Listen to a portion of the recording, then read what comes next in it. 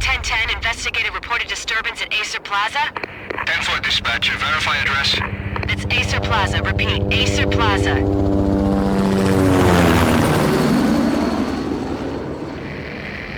Shots fired on the rooftop. An assault in progress at Acer Plaza. Repeat, an assault in progress.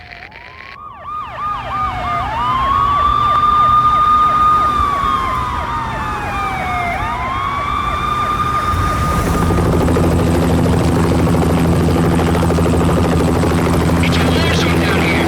1085 dispatcher, need additional units. Additional units now. Officer in danger. Officer in danger. 10-5, please repeat, 10-5, all units, emergency. Officer in danger, Acer Plaza, repeat, Acer Plaza, all units. They were all dead. The final gunshot was an exclamation mark to everything that had led to this point. I released my finger from the trigger, and then it was over. To make any kind of sense of it, I need to go back 3 years. Back to the night the pain started.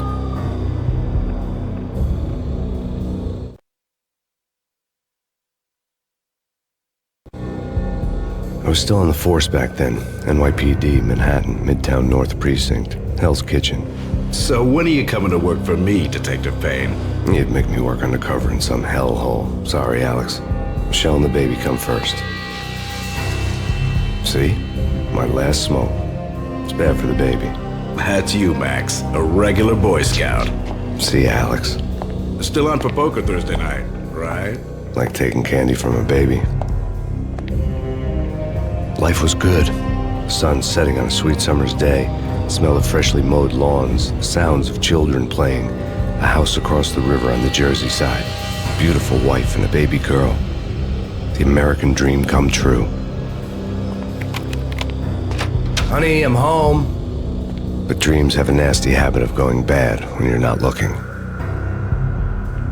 The sun went down with practiced bravado. Twilight crawled across the sky, laden with foreboding.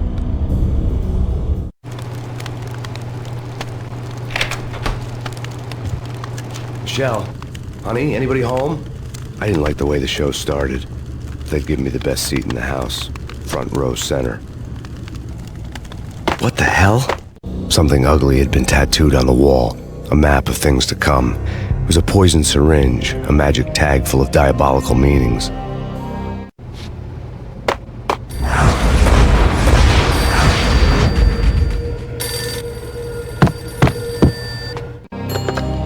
Listen, someone's broken into my house. Call 911. Is this the Payne residence? Yes, someone's broken into my house. They're still here. You have to... Good. I'm afraid I cannot help you. Who is this?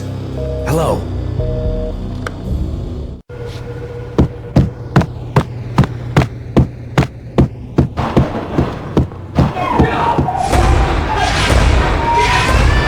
Michelle! No!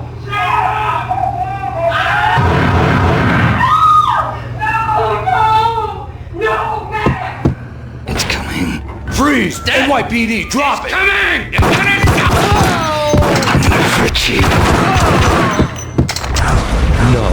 No, please, God, no.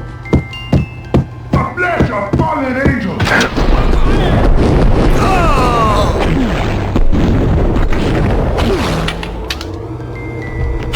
No, God, no, please, Michelle. Oh, baby.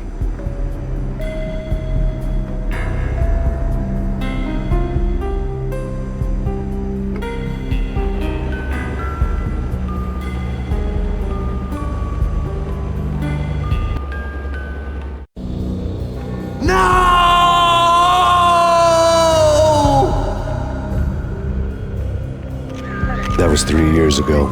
Everything ripped apart in a New York minute. The killer junkies had been high on a previously unknown designer drug, Valkyr, V. After the funeral, I told Alex I'd be transferring to the DEA.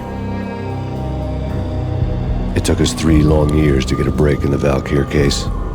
Then, finally, 2 months ago, a dime dropper tipped us off that Jack Lupino, a mob boss in the Punchinello crime family, was trafficking. I went undercover. Infiltrated the worst mafia family in New York.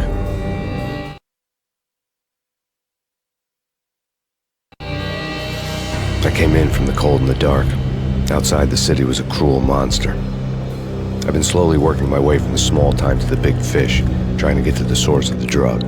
Alex and BB were my only contacts in the DEA, the only ones in this decrepit city who knew I was down here. BB here. Something urgent has come up with Jack Lupino. You need to meet with Alex immediately at the Roscoe Street station. I hadn't had a face-to-face with Alex since I'd gone undercover. Outside, the mercury was falling fast. It was colder than the devil's heart, raining ice pitchforks as if the heavens were ready to fall. Everyone was running for shelter like there was no tomorrow. It didn't get any better when I got to the subway. The feeling hit me like a point-blank shot straight in the face. Something was not right about this. My Beretta stirred nervously under my coat, but the train doors had already shut behind me, and I was in for the ride. Next stop, Roscoe Street Station, and Alex.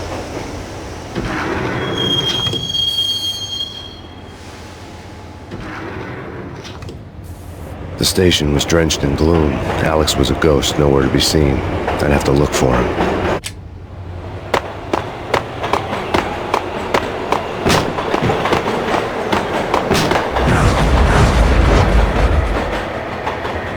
Death was in the air at Roscoe Street. I'd have to find Alex fast.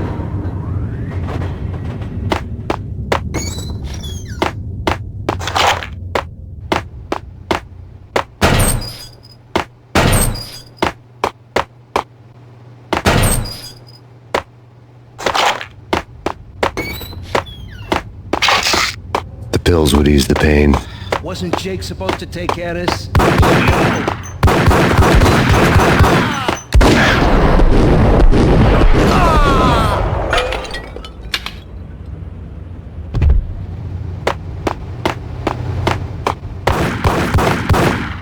Yeah, he's dead all right.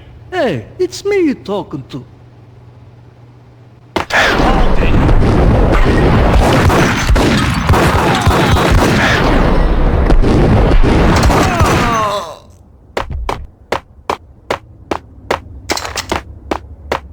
Yo, guys. Yo, guys. Yo!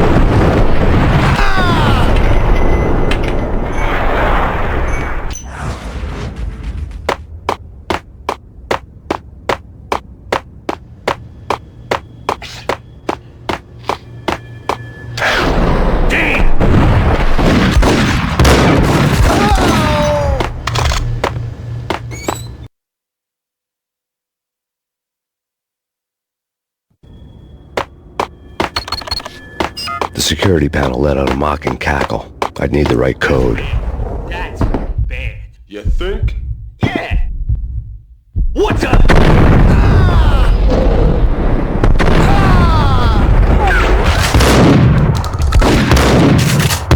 For Alex, I had ended up in the middle of a big-time crime operation.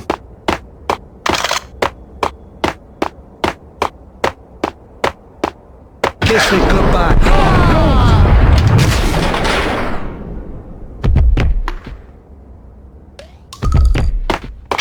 You saved me, man. What's going on here? A massacre. These armed thugs just appeared from nowhere. We need to get help. I can make the call from the control room 1 floor up. Can you take me there? Sure, sounds good. Follow me.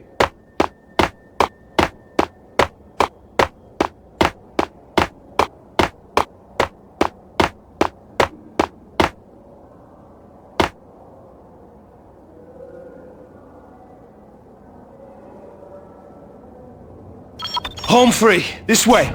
Yo! Look out!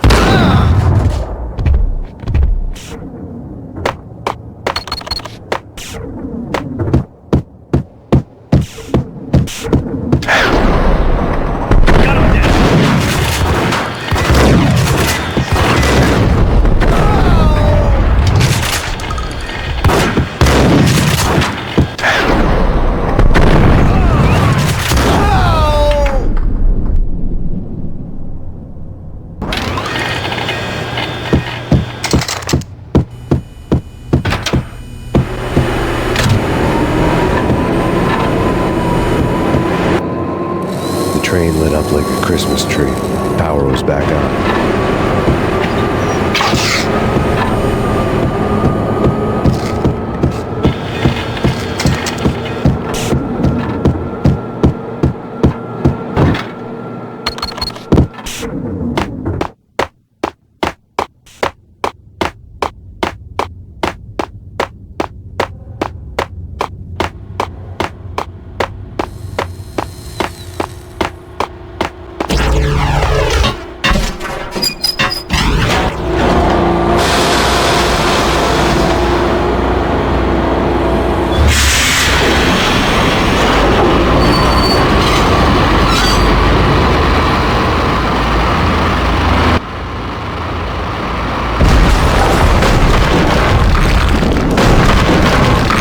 for being subtle.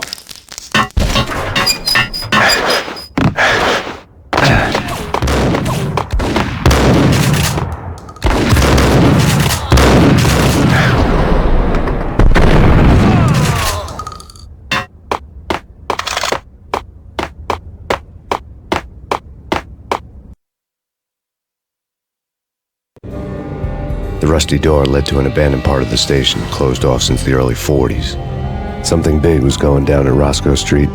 Maybe that's why Alex had wanted to meet me here. Maybe not.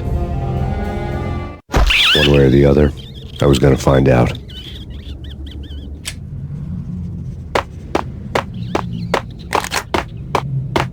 That's bad.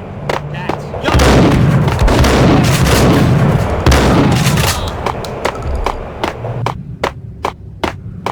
Hey!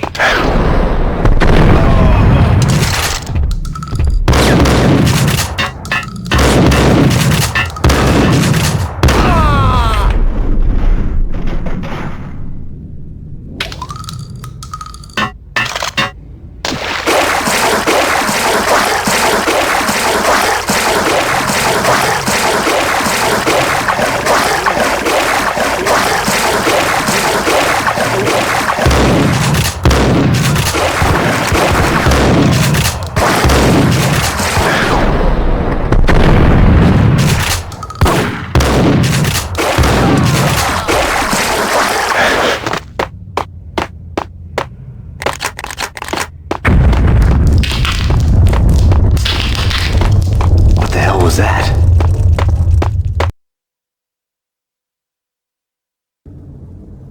All done here.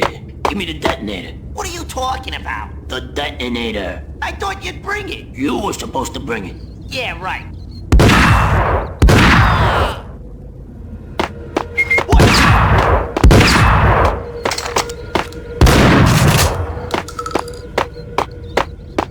Hey!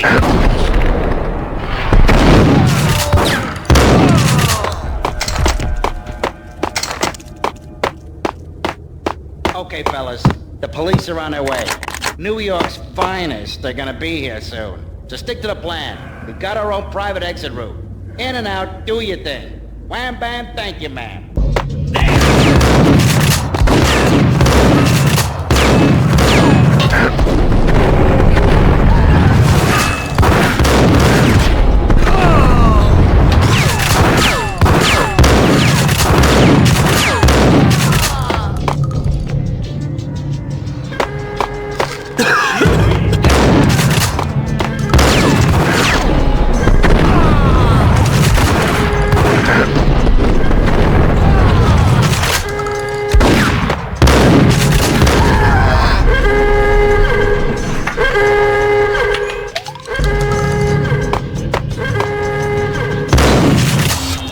Thank you.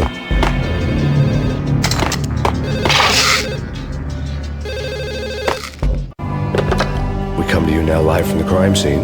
Who is this? Right back at you. This is Deputy Chief Jim Bravura from the NYPD. You are to cease your criminal activities and surrender immediately. Sure thing, Jim. Me and the boys have been talking and everyone's real sorry. They'll never do it again.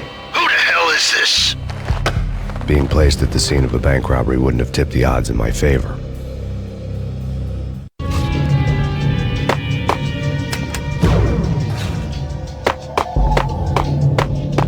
The bank robber's score lay on the table. The bank robbers have been after Acer Corporation bonds. The Acer success story had recently been on every channel and on the cover of every magazine.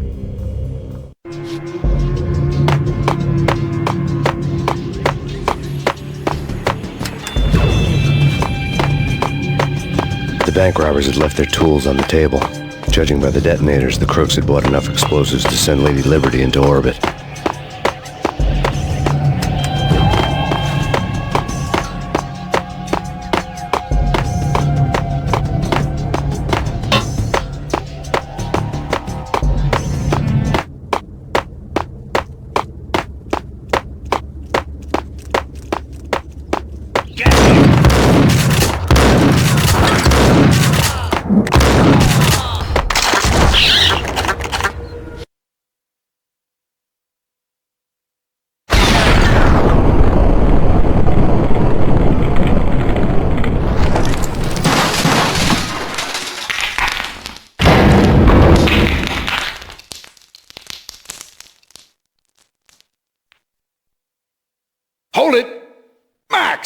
Jesus, you almost gave me a heart attack. I nearly shot you. Alex, I'm glad to see you.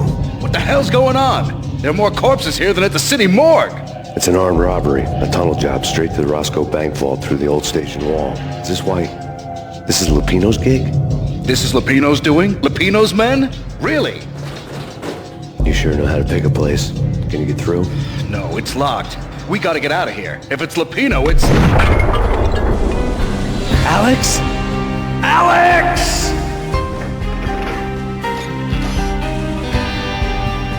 There was nothing I could do. He was dead. I could tell by the empty, accusing stare of his eyes.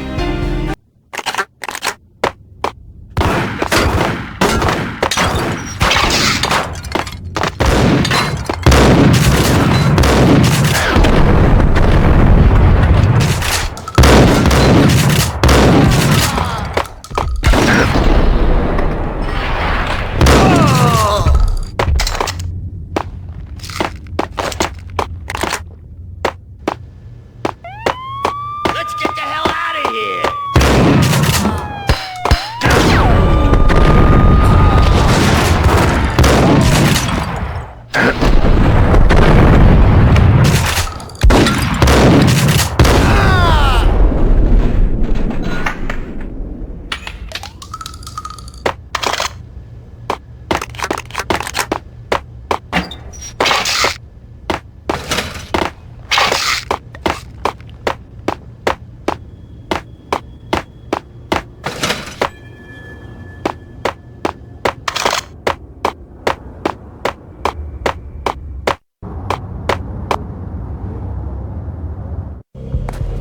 Alex had kept me relatively sane for the past 3 years. Now I didn't know how I felt. Somehow he had stumbled upon something big and ended up stepping on Jack Lupino's toes.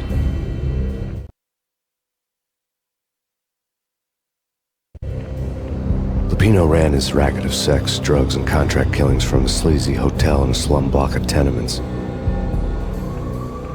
The NYPD was closing in. I could hear the sirens. Their wail was a crescendo. Lupino thought he could get us by taking Alex out and leaving me to take the fall for it. All he had gotten was my attention. I went for the hotel first. It was a sad old thing with flickering lamps and faded colors, cheap mobster punks and tired-eyed prostitutes. I walked straight in, playing at Bogart, like I'd done 100 times before. The place was run by a couple of murdering mobsters with shark smiles. The Finito brothers. Ladies and gentlemen, it's the pain in the butt. Pain to the max. You're killing me. Did you make that up yourselves, or you get some wine out downstairs to come up with it? Don't answer that. A rhetorical question. I got something for the boss. Lupino around? That kind of depends on who's asking. A friend or a junk squad plan. Don't answer. It's one of them, how do you put it, rhetorical questions. Lupino ain't here, but he said bye. Lupino wasn't in his cheap hotel. Instead, I ran into the Finito brothers. My cover had been blown. The door slammed shut behind me. And then I was dodging bullets like raindrops. Pain in the butt. Ha ha! Pain to the max. Junk squad pain. Gotta take the Pain Melbourne in City. the butt. Ha ha! Pain to the max. Junk squad pig. Gotta take the Melbourne City for you. Eat first and lie down. Bring it in.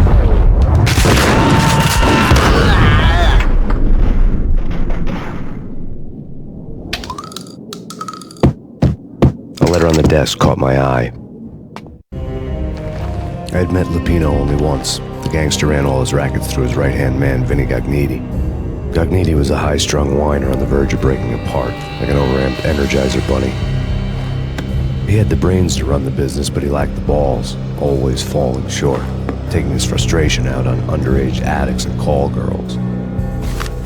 The V deal goes down at your hotel. Jack's exact words, quote, Vinny, you're in charge of this one, unquote. Rico Muerte's coming to see it through. Anything goes wrong and everybody's gonna get dead. Goes double for you. Treat this guy real good. Anything he wants, you give him. Don't screw this up or you're finito, finitos. A V deal meant added security, locked doors, and lots of nervous thugs with itchy trigger fingers. I'd seen nothing coming in, but that didn't mean it hadn't been there. Rico Muerte was a regular Kaiser Soze, a spook story told to keep the apes in line.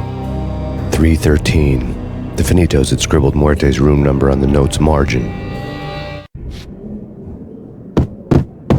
Bosses! Everything all right? Bosses! Joey! Virgilio! You all right in there? They're not answering. Call the others. Tell them to come quick. Okay, but we can't wait for them. We gotta go in now. Bosses! We're coming in! There he is!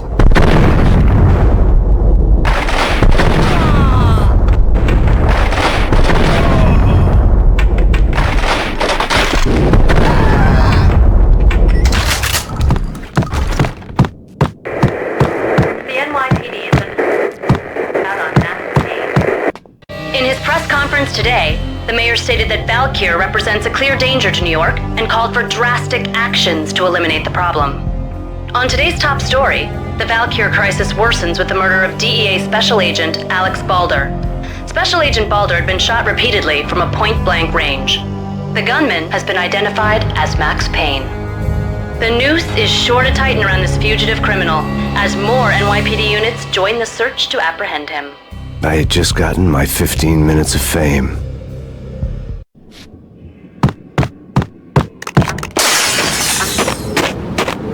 Yeah, something's wrong with the bosses. Payne's there and they're not answering.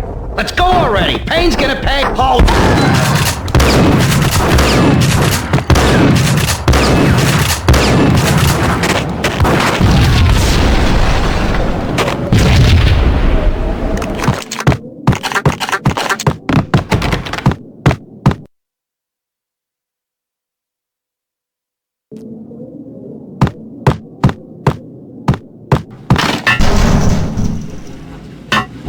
What the hell?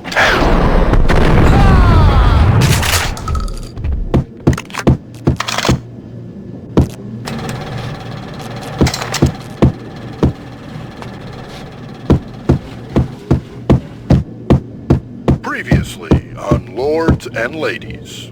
Lady Amelia, Marquis Valentine asks for an audience. Thank you, Lawrence. My lady. My lord?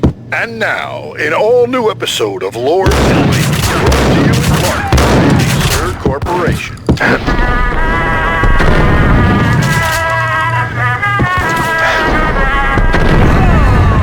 My lady. My lord? My lady, there is a matter of great importance I must bring to your attention. My lord, there is? Indeed, my lady, there is indeed. From the very first moment we met, upon that distant forest path, there has been some... V-head junkies could go off without a warning. I had to be careful. But my lady, I must. My lord, no! I forbid you. This cannot be. This must not be. But why, my love, why? My lord, it is too dreadful. Do not force me to speak the words. My lady, I beg of you, I must know. I would rather die than not know. Yes, my lord, we should both be dead, for this shame is too great for the living. My lord, I am your long-lost sister.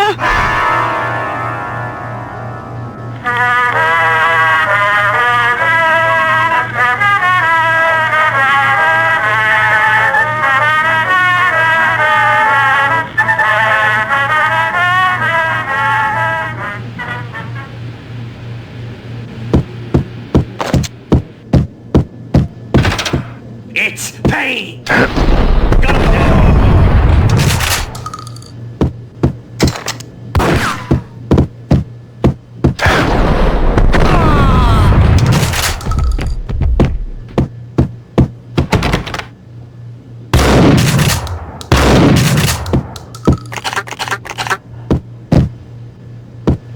Piece of crap! Oh, careful! It might kick back!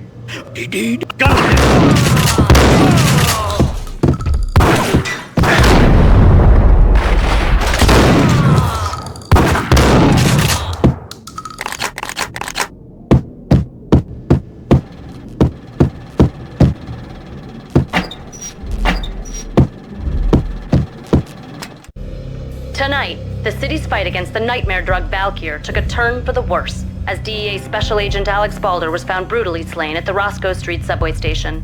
A suspect was seen leaving the site only moments after the shots had been fired, and the NYPD is currently in pursuit of Max Payne, a repeated felon believed to be armed and extremely dangerous. And now the weather.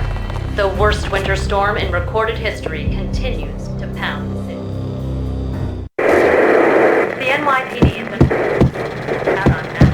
This party had been dead for a while. I couldn't say I was sorry I'd missed the show.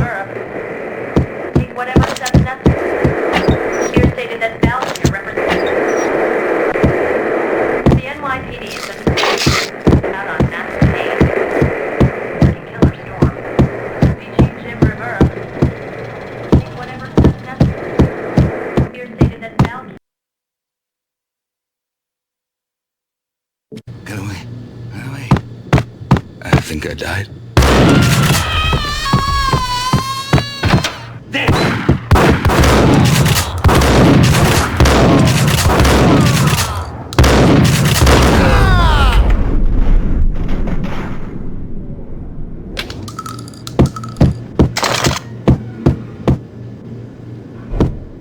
I'd found Muerte's room. Our investigation had turned up nothing to link Angelo Punchinello, the head of the Punchinello family, to Valkyr. All tracks had ended with Jack Lupino. The letter in Muerte's room was signed by the Don himself. It was the first hint that the Kingpin knew what was brewing inside his syndicate. The trouble you got into after the Chicago screw-up. The Punchinello family bailed you out. You have been waiting for a chance to pay us back.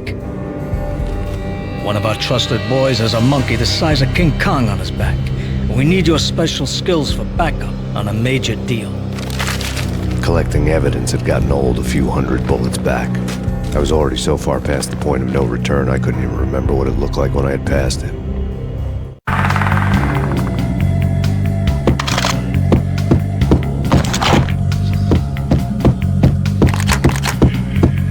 Hear it? What?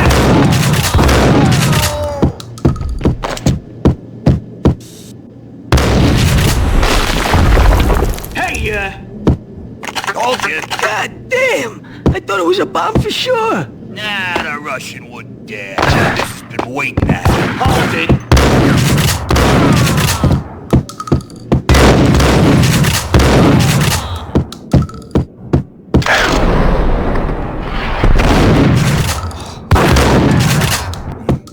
I'm gonna die. The hooker had left her diary on the table.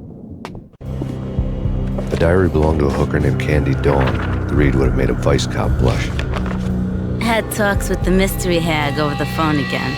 Sent her the latest One-Eyed Alfred tape. As long as the hag keeps paying for the tapes, the old man could come every day for all I care.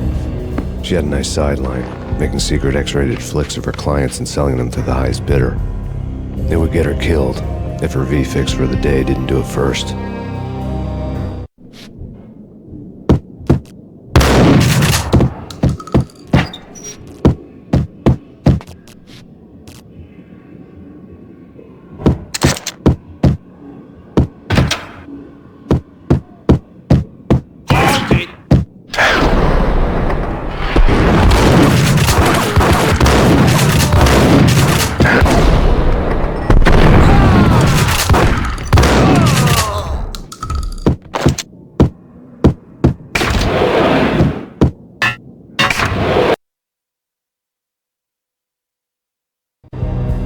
The old service elevator rumbled down to the bowels of Jack Lupino's hotel.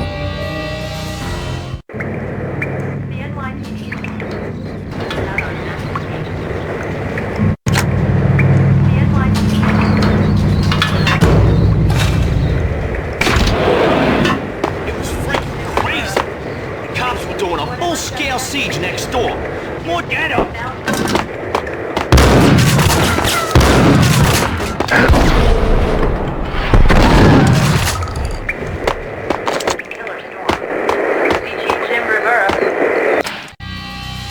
A winter storm warning is in effect in the whole tri-state area, as both freezing rain and heavy snowfall continue. Many roadways are already closed, and people are advised to stay indoors. The severe blizzard has ravaged New York for 3 days now, with no end in sight. We'd been snowed from the start in the Valkyr case. The forecast said there was plenty more where that had come from. But the snowbound city was on my side. Less chance of innocent bystanders getting caught in the crossfire.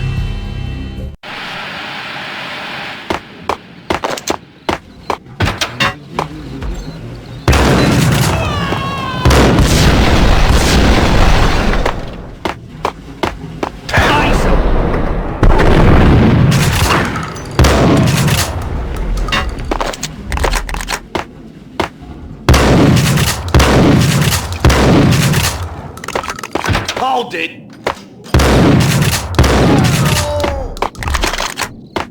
Exhibit number 1, a newspaper.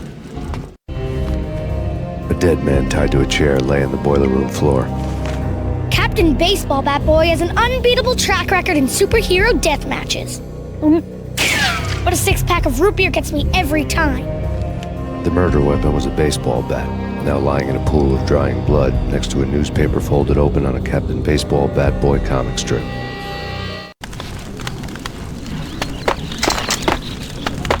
Take vampire movies. Why are they always set in L.A. or Mexico? They can't even get a tan. If I was a bloodsucker, I'd move to the North Pole. Winter's one long night. Yeah, and what would you eat? Suck blood from penguins? Nah, Eskimos, man, Eskimos.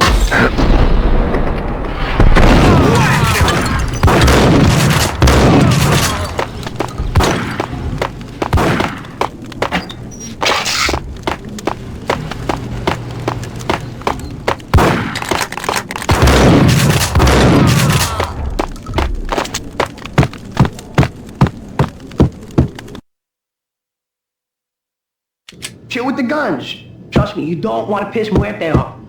Gentlemen, let's do business. Green for green. Cheers at green-eyed angels. Amen.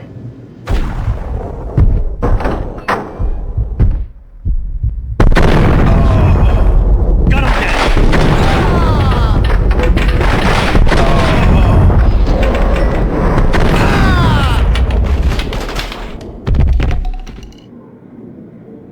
A lifetime ago, this would have gone down as a narcotics arrest.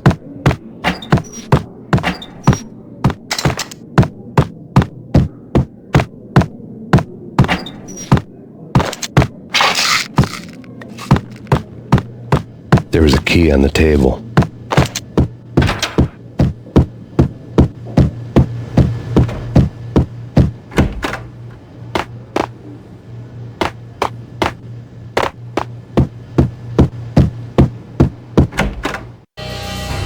Two mad dog killers, ready to murder each other.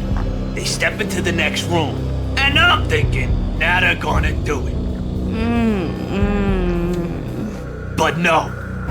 They sit down in front of a TV and solve their differences with a kung fu fighting video game. I tell you, Candy, I was so depressed, I strangled them both with the video game cables. Oh, Rico, you're so bad. I am, ain't I? Rico Muerte, big-time hustler. Who the hell? It's that cop. Muerte went for his gun.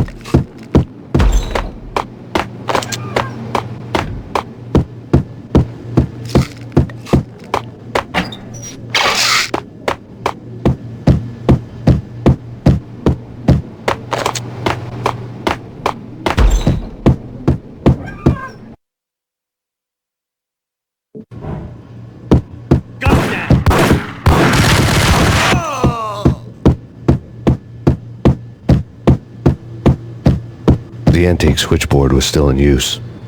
There was an old telephone switchboard in the back room of the reception area, the kind that made phone tapping child's play. It wasn't hard to picture a fat pimp sweating with headphones on, listening to his hookers talk dirty and fake orgasms over a web of party lines, the blood veins of New York. Right now there was a different set of moans and groans going on. Boss, Cornelia, this is Max Payne. The game started capitalist. He killed it. Are you freaking kidding me? He's just one lousy cop. You better be freaking kidding me. Whack him. What's the freaking problem? Hello? Answer me. Hello?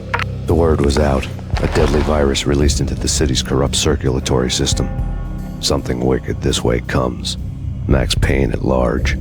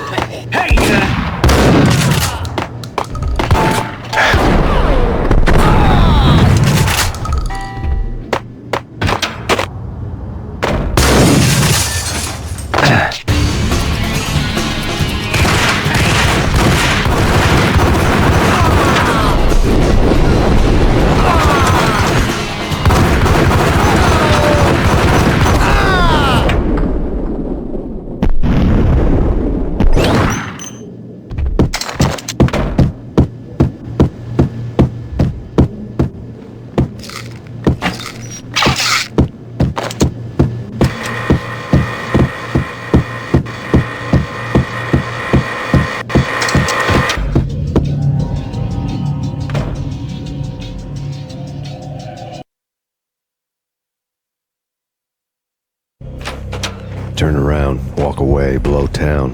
That would have been the smart thing to do. Guess I wasn't that smart. Lupino's tenement buildings were a seedy hangout for all kinds of sleaze. A liquor store, a pawn shop, a laundromat full of mobster bookies and loan sharks. The list went on. The how and why of it was a mystery to me, but they knew I was a cop. They knew I was coming, and they were going to get real trigger happy about it. I got to see Lupino's hangout all lit up. A bomb went off, turning snow into liquid gold. A pillar of fire lifted the remains of a car straight up into the air. The flames were highlighted on the hood of a black Mercedes-Benz as it coasted down the street real slow, as if the driver didn't have a worry in the world. I got a good look at the man riding shotgun. It was Vladimir, the head of the local Russian mob, the fly in Don Punchinello's soup. The ringing in my ears was the sound of a mob war being waged.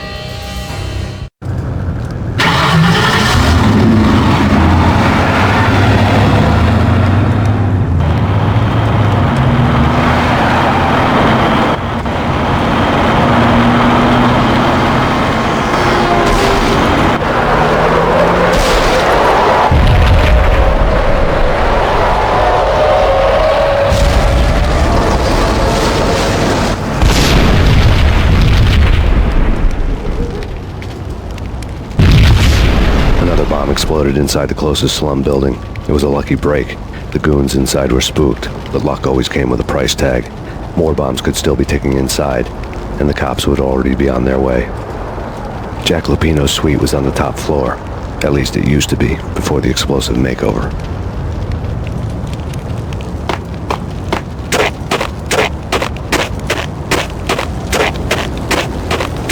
I don't know, man. What the hell?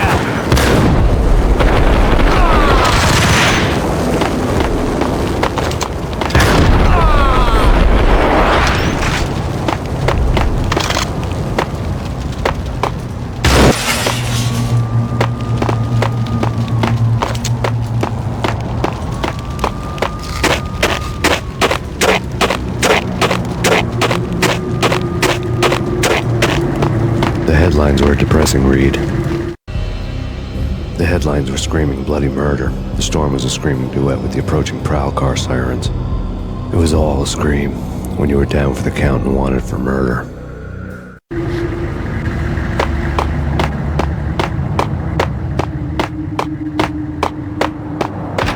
What the hell?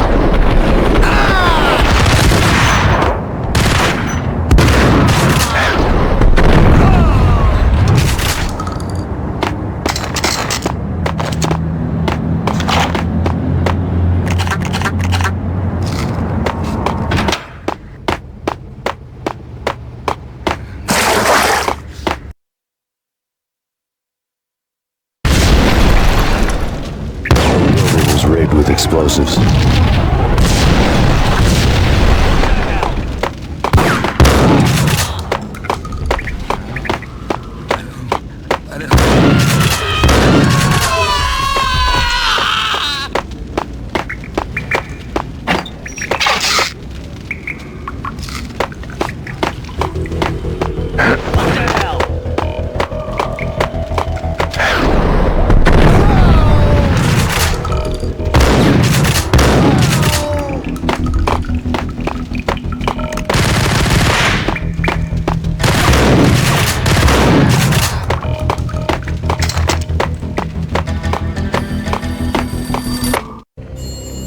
A beaten-up phone in the entrance hall was ringing. It could have been just a junkie in need of a fix, but it turned out to be something more sinister than that. Am I speaking to Mr. Payne? Who wants to know? My name is Alfred Woden. You must hurry. The police are on their way. Tell me something I don't know. They know you're there. How? And what's it to you? I will contact you again. The cops arrived, sirens singing in the off-key harmony of a manic-depressive choir. I had a few minutes while the SWAT team would go through their usual routine. By the time they busted in, I needed to be long gone. Max Payne, this is Deputy Chief Jim Bravura from the NYPD. Drop your weapons and come out with your hands above your head. Did you hear something?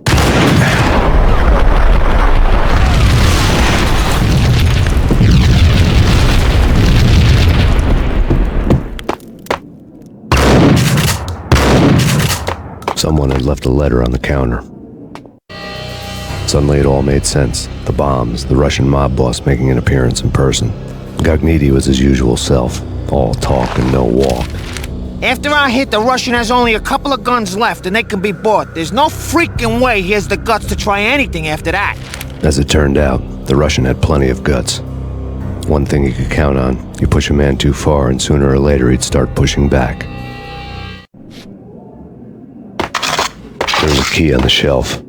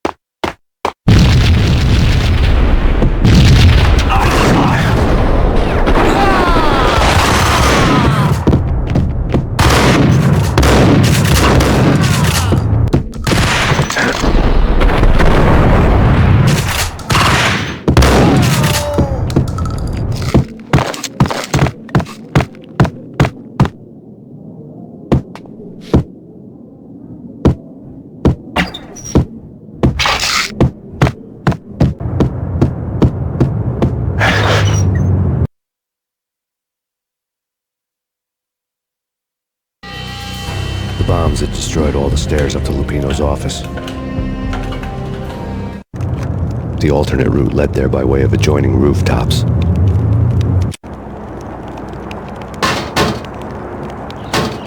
It's never been this cold. Never ever.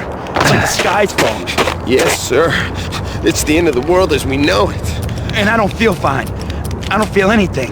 Not a thing. I'm freezing my butt off.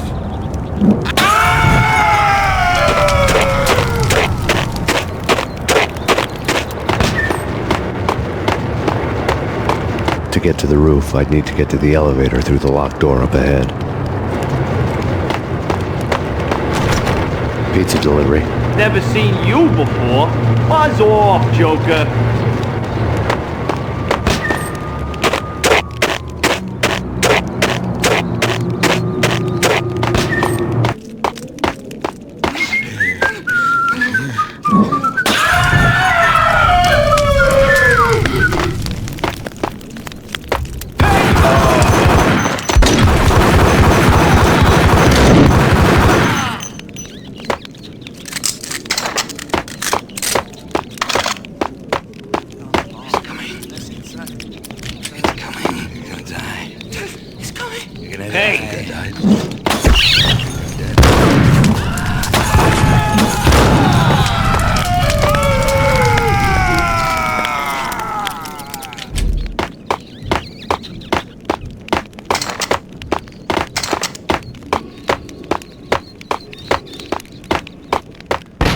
No, don't shoot. You know the clowns at the laundry? Me? No. You're no good to me then. What? No, the laundry, yeah. I know him, yeah. Get me in there. Okay.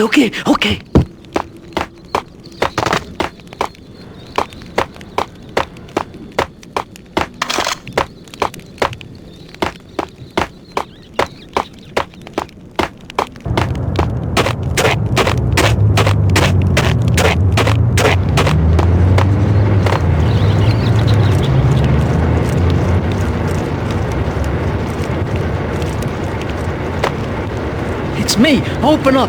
Let me in, quick. Not so fast. The password. John who? Come on. Oh, okay, John Woo. All right. Come right in. It's a trap! It's me!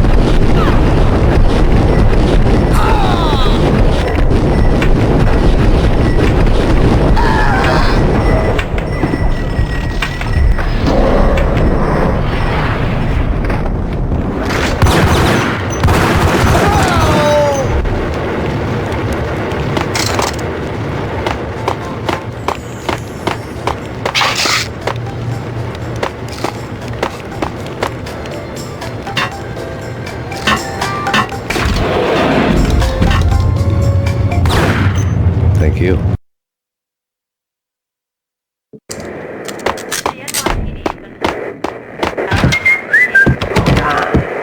soon. I'll be on a freaking second. Take whatever steps necessary. Here stated that Valkyrie the NYPD out on Hey, yeah! Chief Jim Rivera. New York City is in crisis tonight, with reports of Valkyrie-related gang war in the streets of the Bronx. Apparently, Max Payne, wanted for questioning in connection with the slaying of a DEA special agent earlier tonight, is waging a one-man war against his former partners in crime. Among the list of casualties so far are notorious mafia members Joey and Virgilio Finito, as well as Rico Muerte, himself a fugitive from the law, and a suspect for several murders in the Chicago area. The NYPD has been placed on full alert. A citywide APB has been put out on Max Payne. Deputy Chief Jim Rivera has promised to take whatever steps necessary to bring him to justice. What those steps may be remains to be seen. For NYCNN TV News, this is Kira Silver.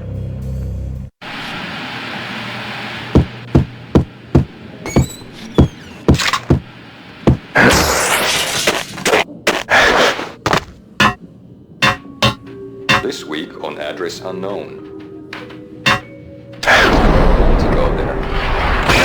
Place I'd want to end up. That's where I always end up anyway. Flamingo, but someone who looks the part down to the finest detail, except that he's evil.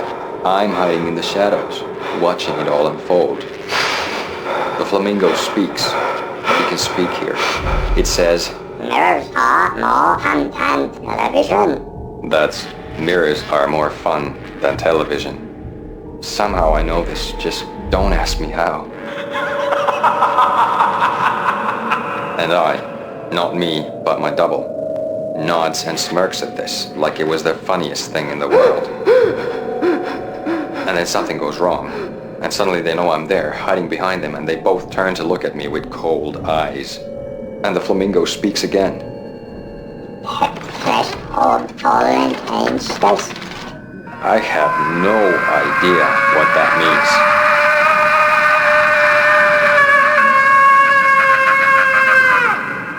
And that's when I always wake up to my own scream in that brightly lit white hospital room, strapped to my bed.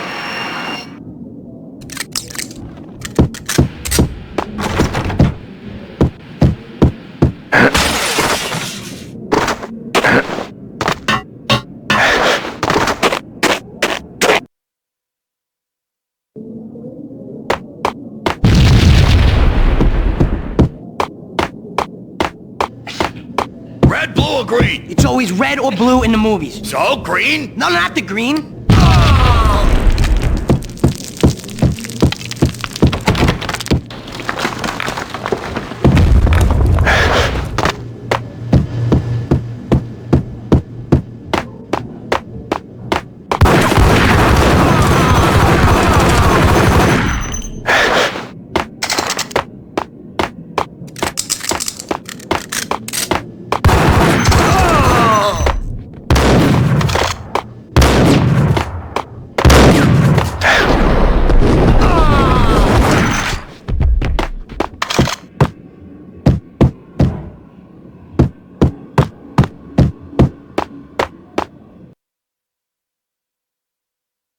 What the hell are you standing around here for? They're bombing us. What are you doing? You're doing nothing. What are you doing?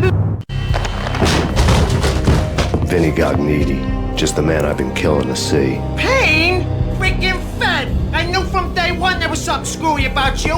What do you think you're doing? You're a freaking cop. You ain't got squad on us. You can't just come in here waving your piece like it meant something. Yeah. Oh my God. Oh God, you shot me. Ah. You're dead, Payne. What the hell are you waiting for, you apes? Kill him. Kill him. With pleasure, boss. Gognitti bailed. I made like Chow Yun Fat.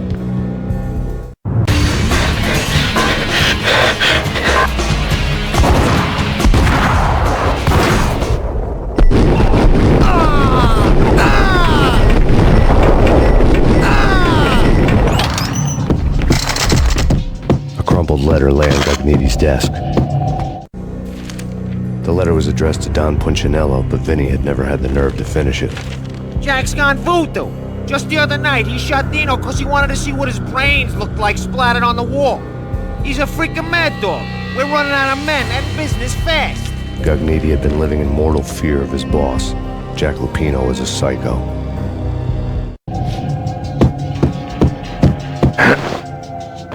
Vinny Gugnetti was running scared.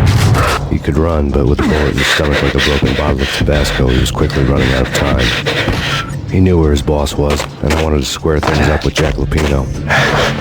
Gugnetti would be moving fast. I don't know about angels, but it's fear that gives men wings.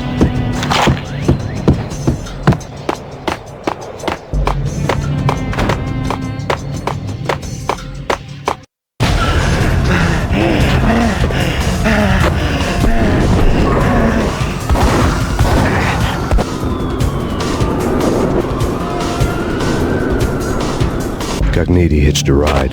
To catch him, I'd have to follow his lead.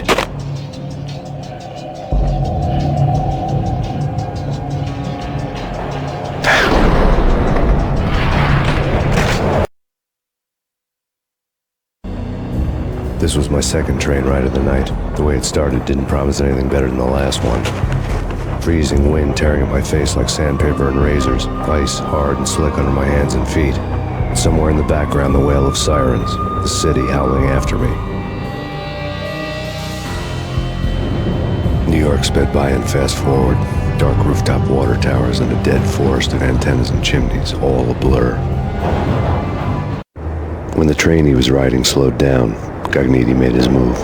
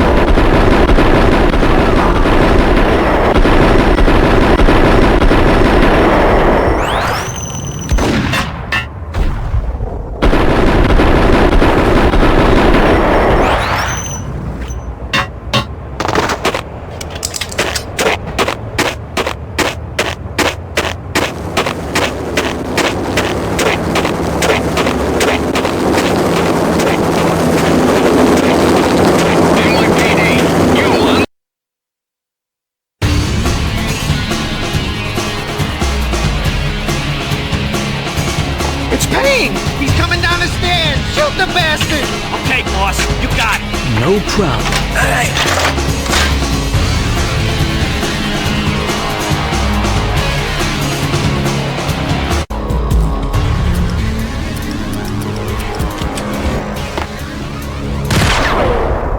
Yo!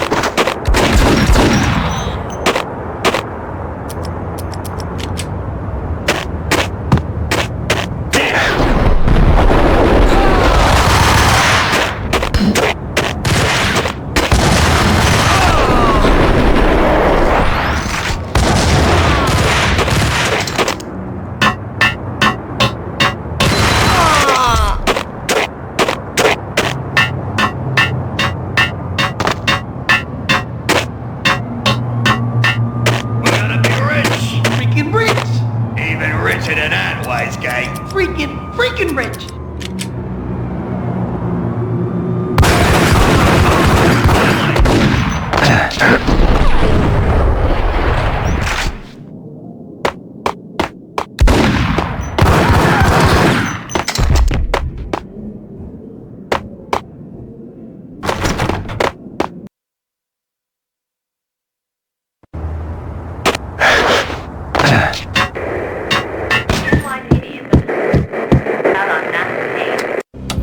Max Payne has nowhere left to go. We are very close to capturing him. You'll get a full statement then. Right now, I've got better things to do, ma'am. That was Deputy Chief Jim Rivera from the NYPD with no further comment at this time. Apart from his suspicious food habits, I figured Bravura to be one of the good guys. Fate had just dropped us on different sides in this. But when it came to capturing me, he was way out of his league. I had already ditched the cops a couple of rooftops back. For now.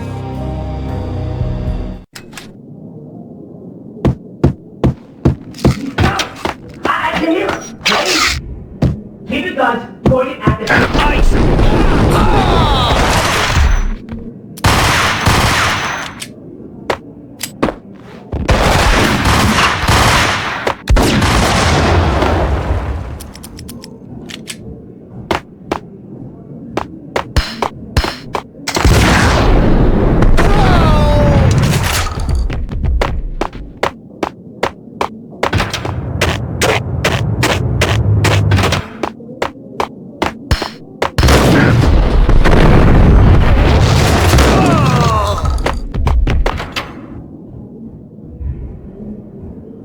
Open, goddammit! Payne! I'll kill you, you lousy freaking cop!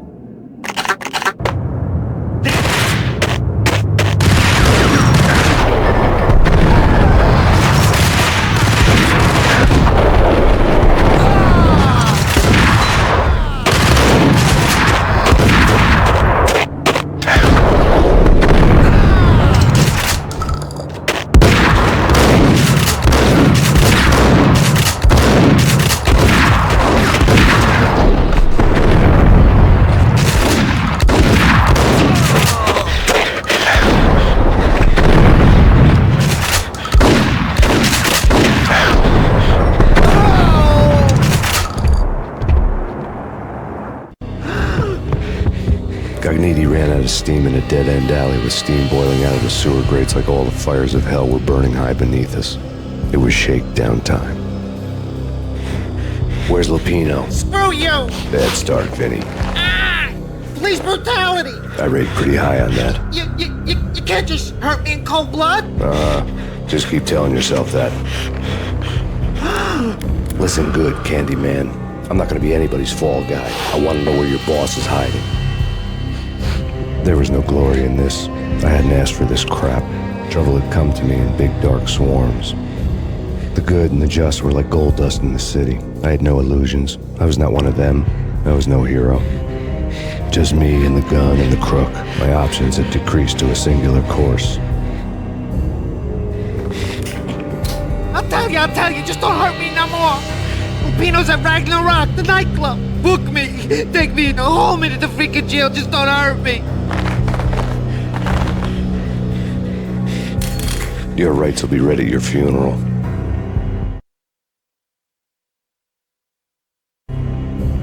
Ragnarok was Lupino's private nightclub, a den of drugs built into an old theater. I knew what waited inside. V-head junkies ready to explode in random acts of senseless violence, and Lupino's goon squad, the worst stone-cold killers this side of hell. Ragnarok was as inviting as a headache, flickering and flashing to a machine gun beat. The belly of the nightclub was a gothic theme park that began with bondage games and led to the nasty stuff from there. As subtle with its dark message as a cop-killer bullet through the heart. Like father, like son, just like Jack Lupino.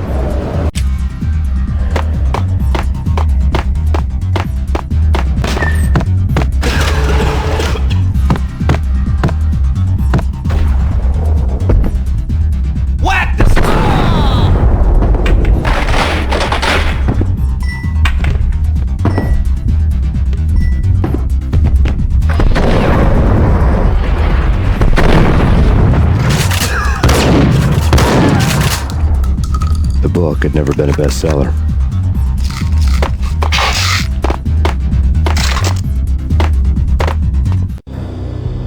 Given the setting, I was surprised to find that somebody had been passing time reading. The paperback was entitled, The Age of Murder and Storm. The blurb on the back mentioned Norse mythos and Ragnarok, the end of a Viking world with a terrible winter that covered the earth in ice, when vile crimes were rampant and all humanity lost. I could see how somebody impressionable might get it into their head that we were at the end of time. I was also beginning to see what the nightclub and its owner were all about.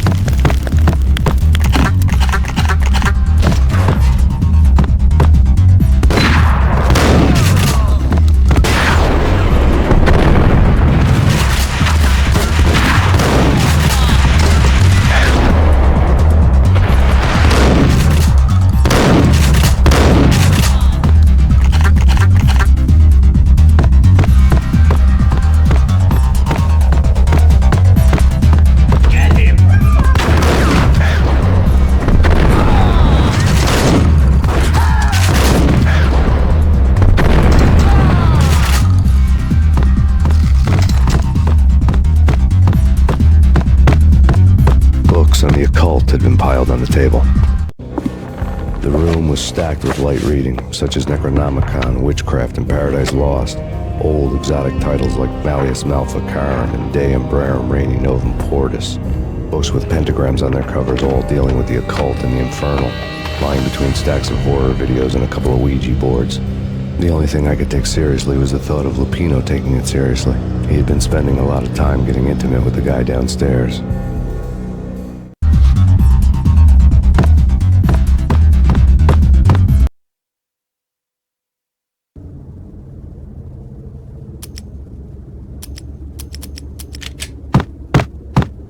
What with Dino and all, I wouldn't say anything to his face. He might not... There he is!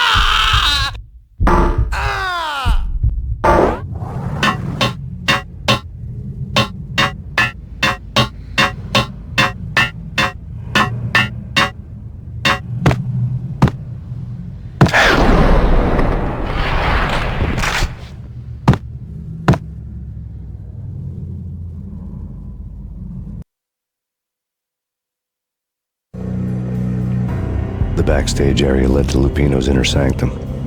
The hot air inside was like an invisible wall, thick with incense and something else, a sickly sweet smell that made you gag.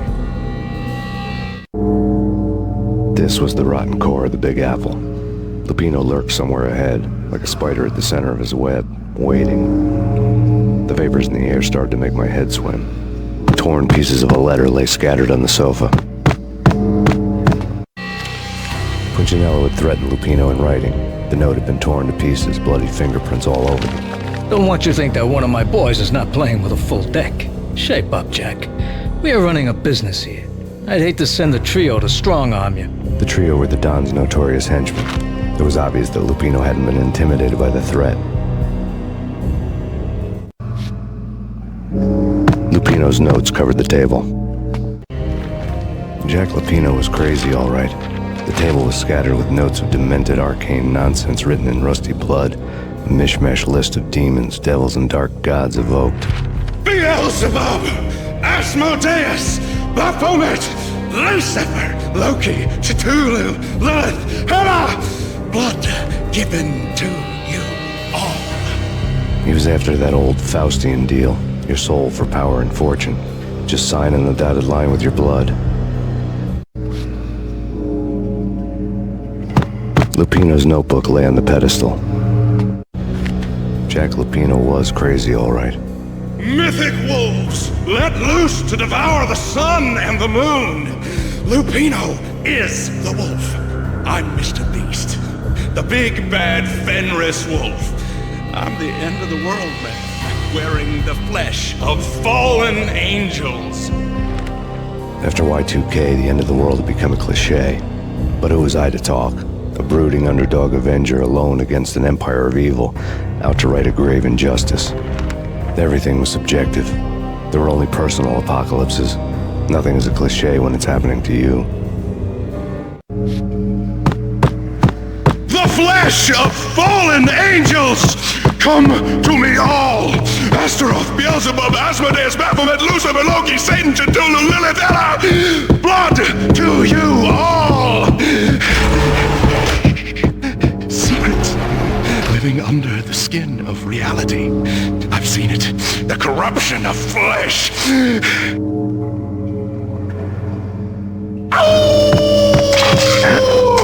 I'm the wolf, yeah! I am the wolf! It's close. It's coming. You have come. A witness to the end of time. It's now! I will rise to her side! I don't need the words! I'm beyond the words!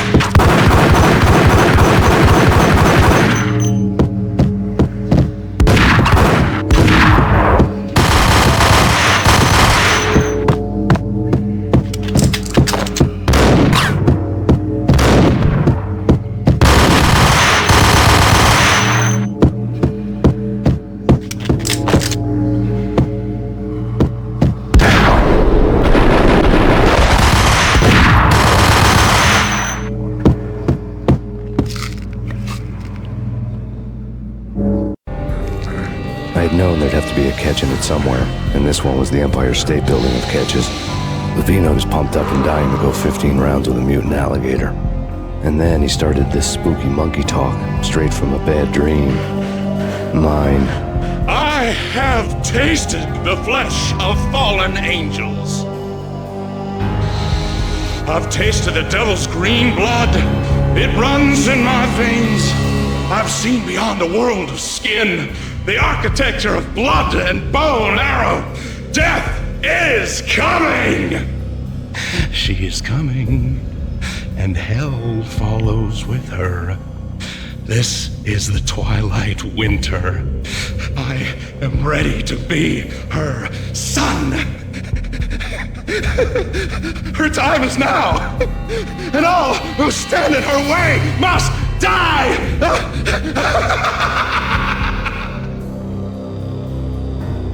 Die! You'll die! You'll die! Now! All die!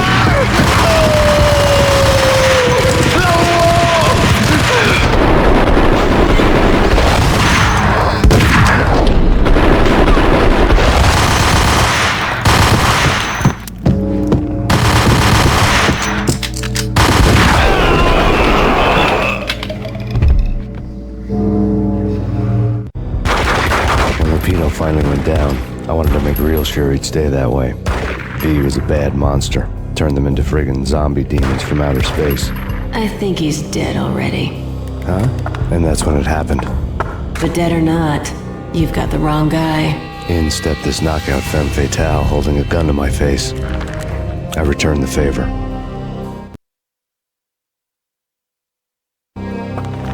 Lisa Punchinello. Lisa Punchinello was the Don's wife. Mona Sachs. Lisa's evil twin. Your safety's off, evil twin. You might hurt someone with that gun of yours.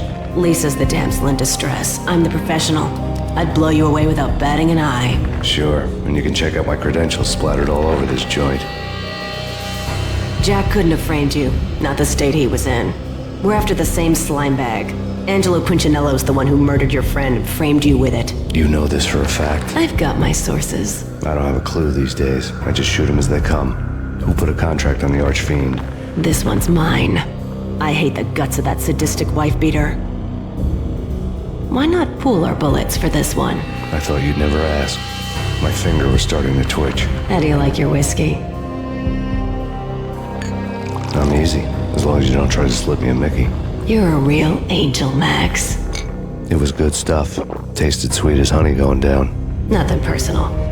Can't risk you going berserk and getting Lisa killed.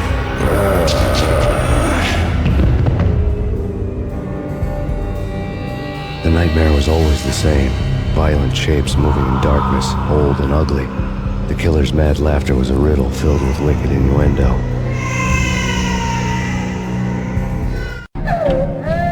Somewhere, the baby was crying.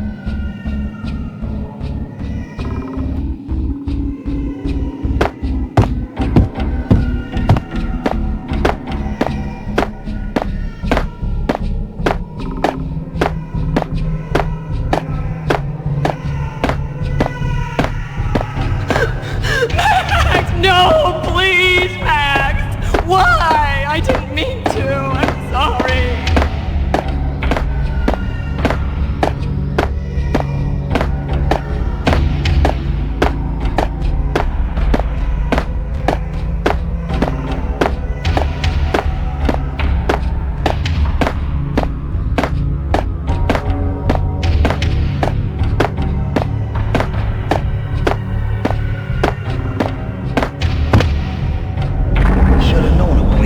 Snoring next to Lupino's corpse. A comedian, huh? The pictures were filled with good old times. Alex and I had a few moments of glory between us. Crime-fighting comrades, the best in NYPD DEA collaborative team. Good-hearted macho bullshit like that. I would have given anything to have him here as my backup. No such luck.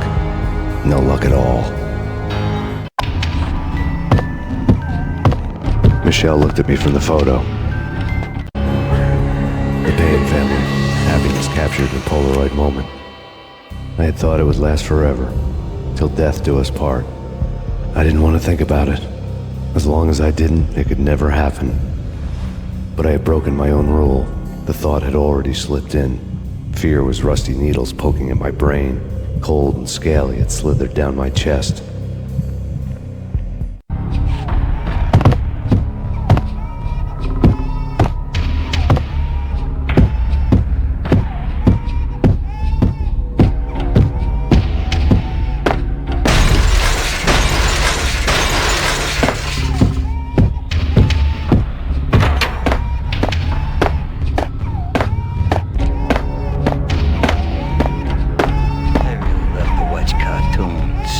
Captain Baseball Bat Boys.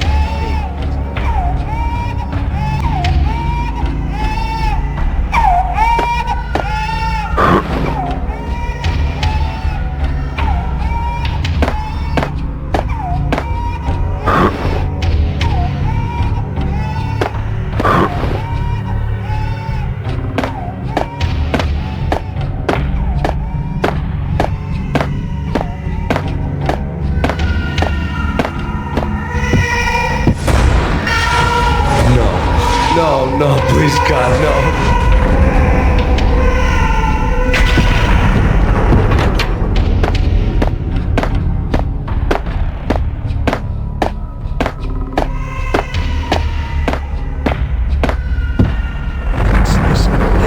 Shoot them full of holes, blow them to bits, vaporize them, disintegrate them.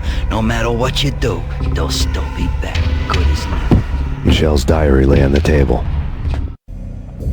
Michelle was working part-time in the district attorney's office. Her diary was open on today's entry, her handwriting all pretty curves. An army dossier found its way to my desk yesterday. Valhalla? Isn't that a Norse myth? Something about Vikings? I tried to tell Max about it, but he was busy, that cute frown on his brow. Guess it's nothing, just a mix-up at the courier service. From now on, I would always find time for her.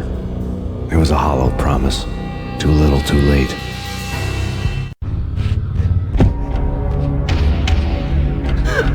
Max, no, please, Max! Why? I didn't mean to. I'm sorry.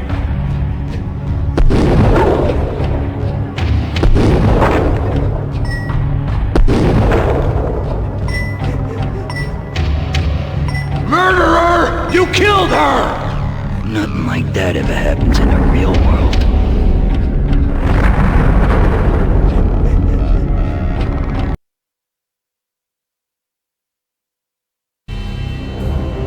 I woke up in a bad dream. My head felt 2 sizes too small for my brain. Max Payne. I envy your name.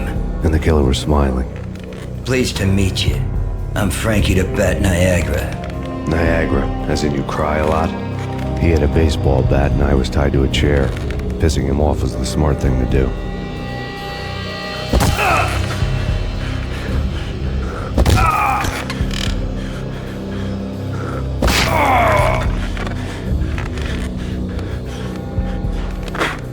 Nothing wrong with a little laugh now and then. Take me, for example.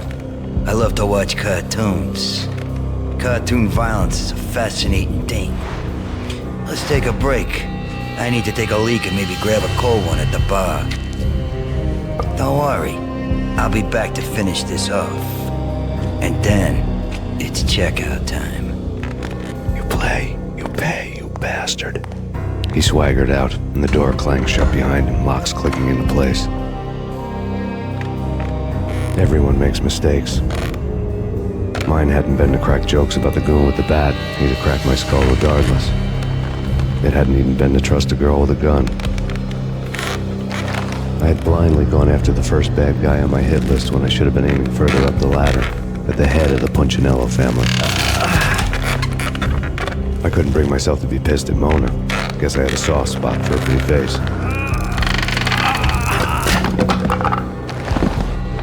But when somebody decides to play baseball with your head, you tend to get sore. They had dragged me back to the basement of Lupino's hotel. I was beaten, bruised, and blue. I felt like the chair I had broken to get free.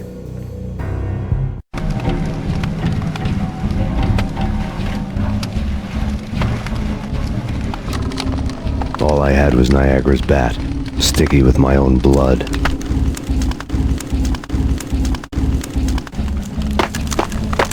Without a gun, I'd be no match for Frankie's men. I'd have to play hide and seek with them.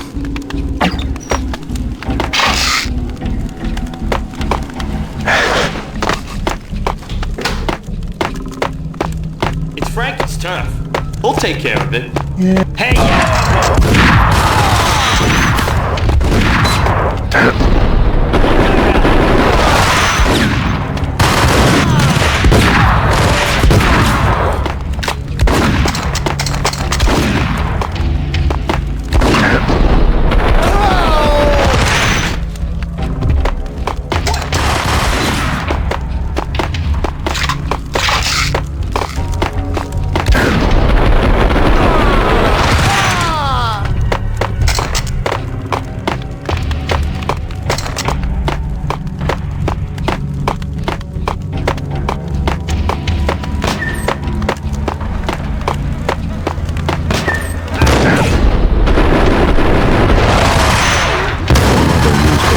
For a murder scene.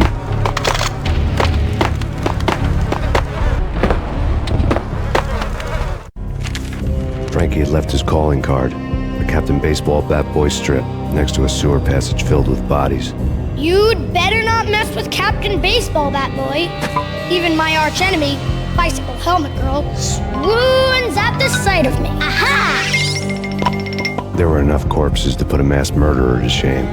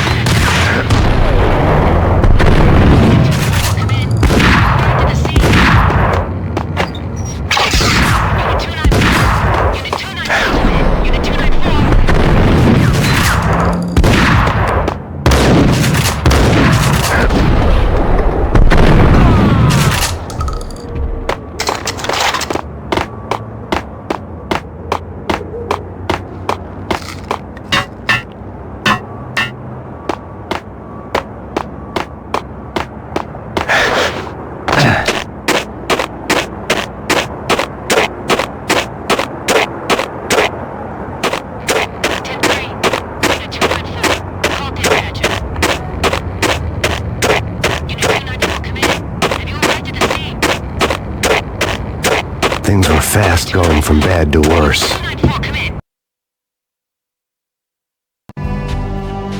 The men in blue had come and gone.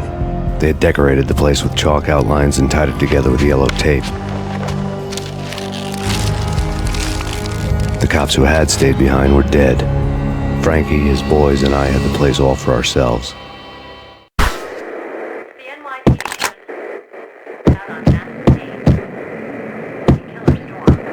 Just forget about it. Just forget about it. Hey, just forget about it. That crazy witch, you should have heard her. She was a real scream when the boys caught her trying to cap the Don. Oh, that's friggin' bad. To the trio? That's even worse than what Frankie's doing to that poor bastard downstairs. She's gonna take a long time to die. The mobster muscle on the phone was talking about Mona. Punchinello's trio were nothing but bad news. There he is!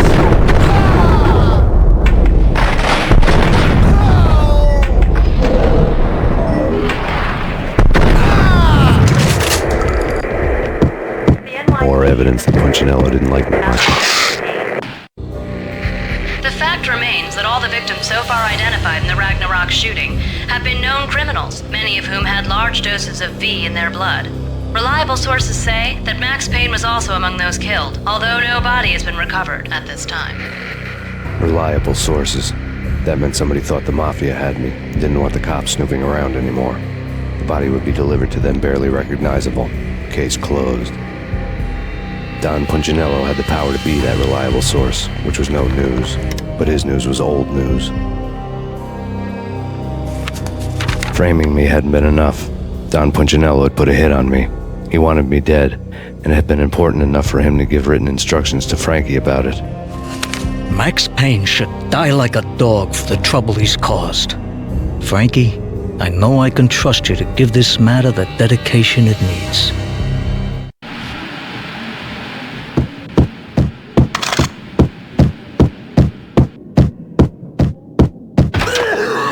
What the heck?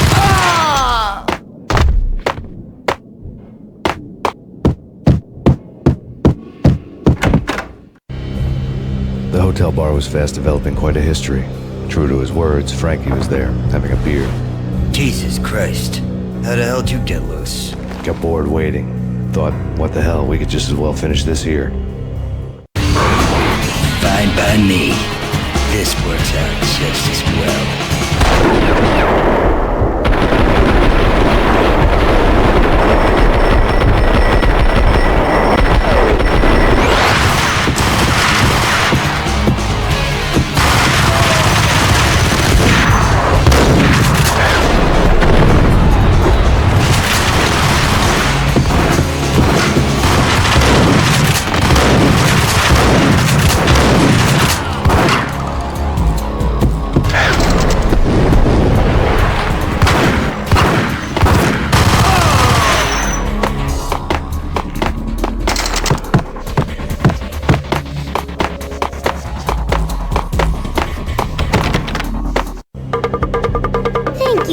You've been a lovely iron.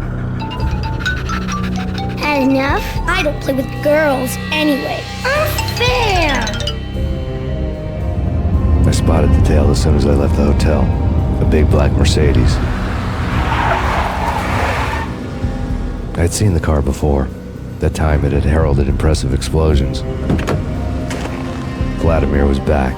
Bang! You're dead, Max Payne. I might have laughed if I remembered how. What's this supposed to be? Cops and robbers? Look, you want something with me? Get in line. Peace, man. Relax. You know you are a real news item. Armed and dangerous. I am going to make you an offer you can't refuse. I've always wanted to say that. It's a bum rap. I've been framed. That's a moot point. Whatever you did or did not do, I'm sure you had good reason for doing it. Want to hear me out? I'm listening.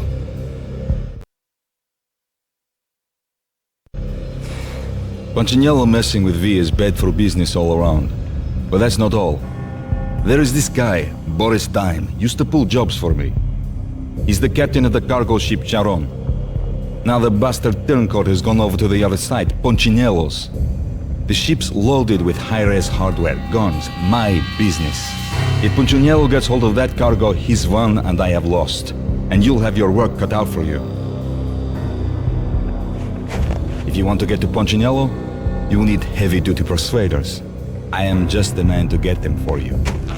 Change the ship back under my flag, maybe pop 2 in the traitor Dime's head while you're at it. You'll get enough guns to start the apocalypse.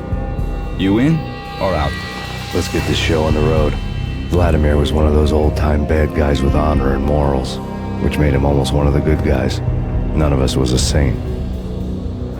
The Brooklyn riverfront was a maze of rusty containers, sharp-boned cranes looming up from the snowstorm.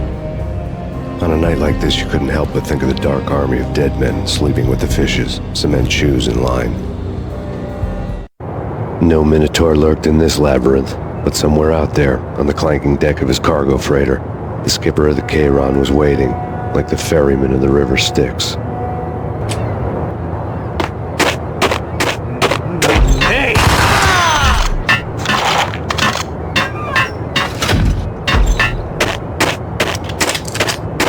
What the hell?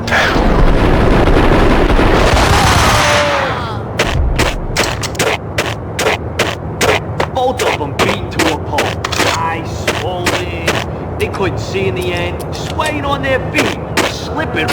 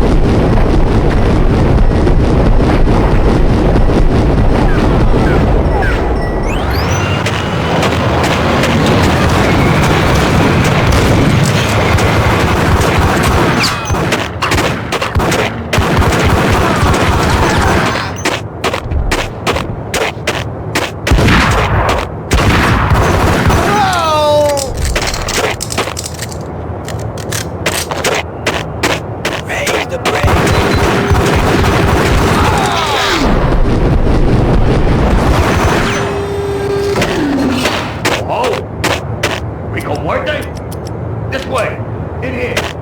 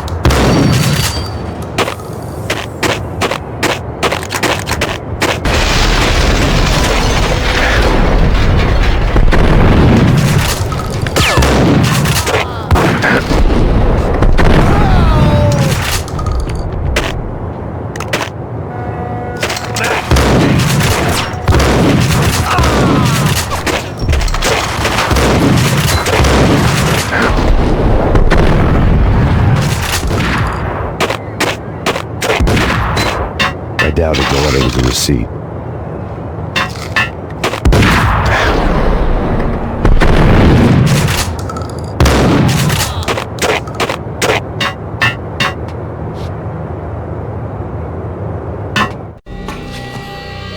Rico Muerte had come to town to do more than just sort out family troubles. Exhibits number 1, 2, and 3. A briefcase of money, a sniper rifle, and an envelope with one word neatly printed on a folded piece of expensive paper. Mayor. It didn't sound like a mafia contract at all. It was too cold and too to the point.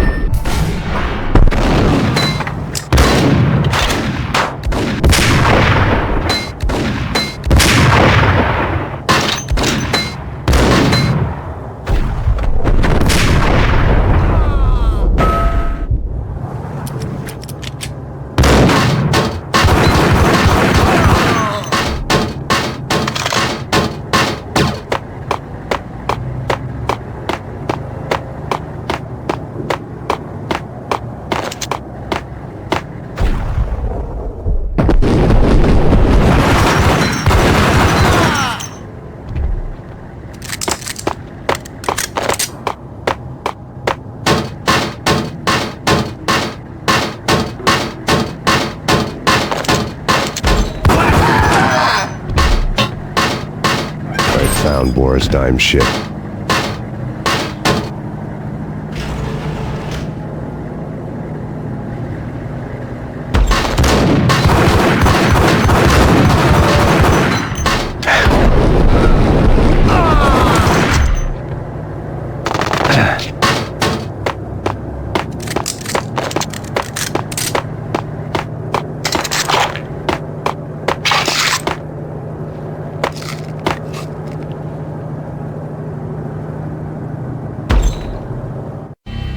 Rust had crept over the sides of the cargo steamer a long time ago.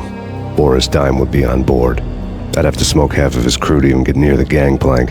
The guns were probably being kept in the hold, buried amidst the rats and oily water.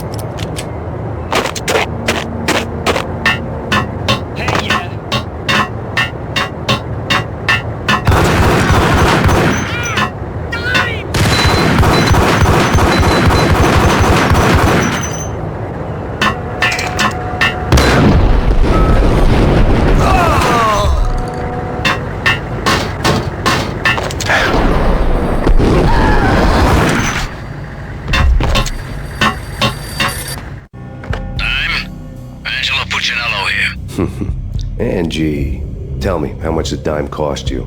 I bet it was more than his name. Max Payne? Right the first time. You're dead, punk. You sure you're not confusing me with Boris here? But you are right, of course. Pretty soon we should get together and have a talk. You son of a... Pissing Punchinello off was a dangerous game, but when people get mad, they make mistakes. I should know. That's where I wanted Punchinello, mad enough to trip over his own feet, preferably into a grave.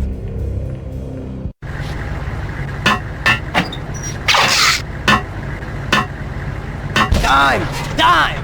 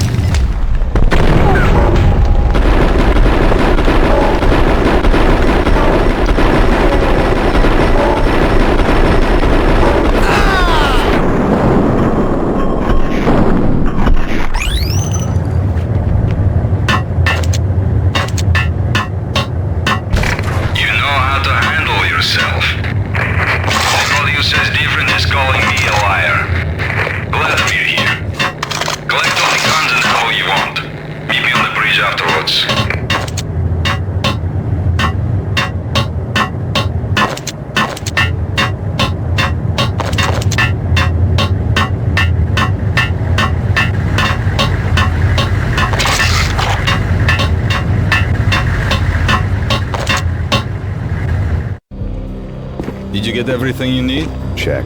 I owe you. Anything you need. This is my solo. When I'm through, Punchinello won't be anybody's problem anymore. Clear as vodka. But anytime you get between a rock and a hard place, just whistle. This could be the beginning of a beautiful friendship. You really get a bang out of this big-time gangster act, don't you?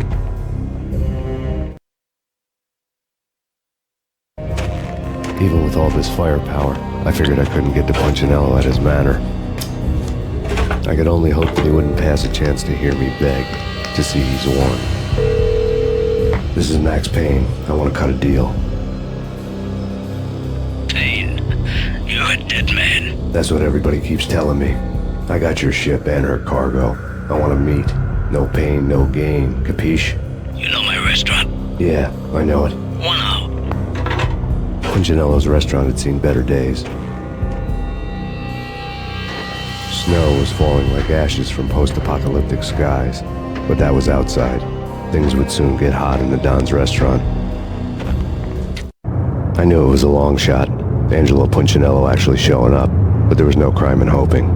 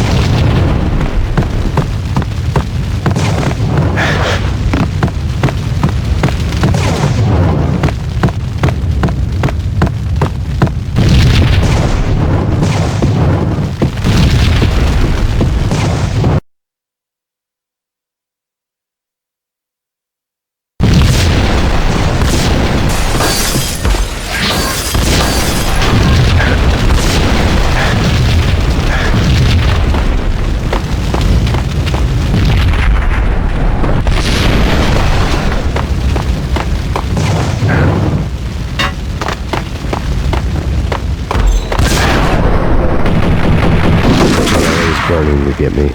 The feeling was mutual. He was trying to put out my flames with gasoline.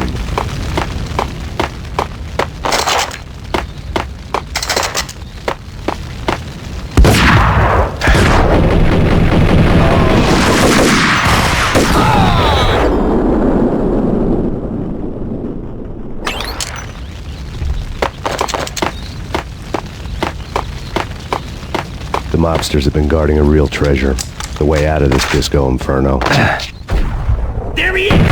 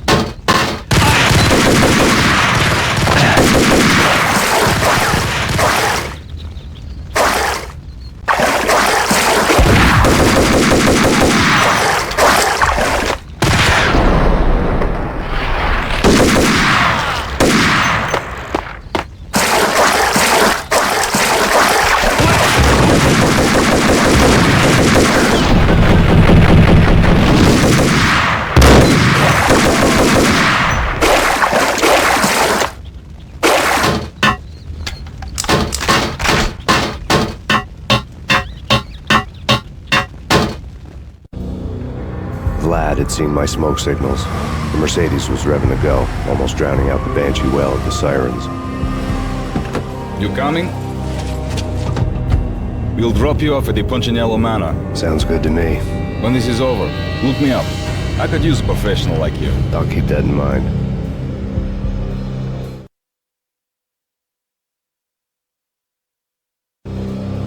The night groaned with cold. The garden lights flickered nervously. In their light, the falling snow was dead white before the darkness ate it up. I had heard the stories. The trio were mad dogs. They'd have hung the heads of their enemies over the manor gates if the capo had only let them. Punchinello wanted pain. He'd see the pain. The trick in my situation was that there was no trick, no matter what the movies tell you. No rules, no secret mantra, no roadmap. It wasn't about how smart or how good you were. It was chaos and luck, and anyone who thought different was a fool. All you could do was to hang on madly, as long and as hard as you could.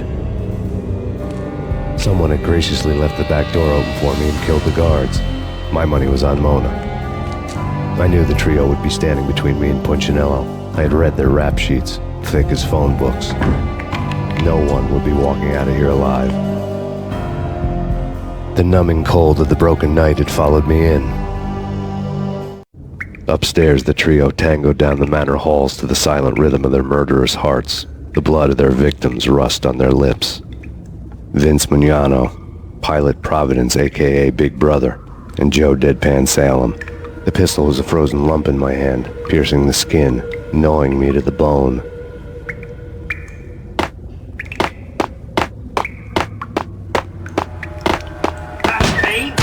In death, the thug had been promoted to messenger.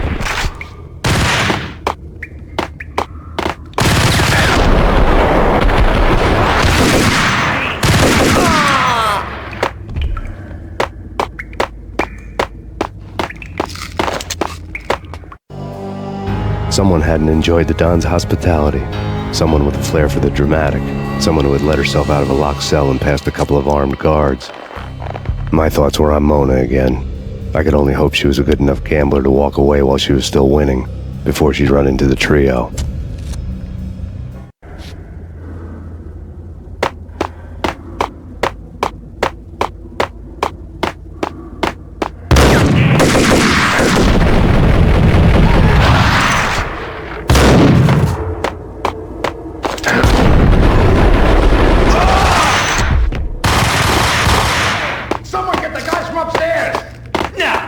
No one's going anyplace.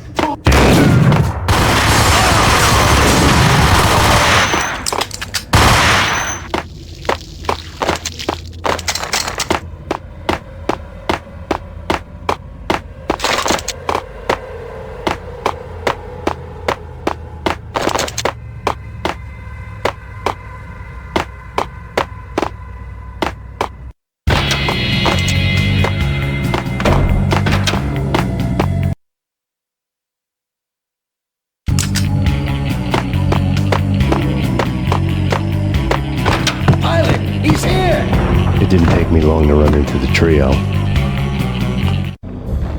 The word on Lisa Punchinello was that she was a bit of a witch. The tarot cards on the kitchen table fit the picture. They weren't my kind of cards, but I was willing to take a crack at the hand Mrs. Punchinello had dealt. The first card was the tower. Maybe that was supposed to be the manor. It got easy after that. The devil was the master of the house, and death was me, coming for him.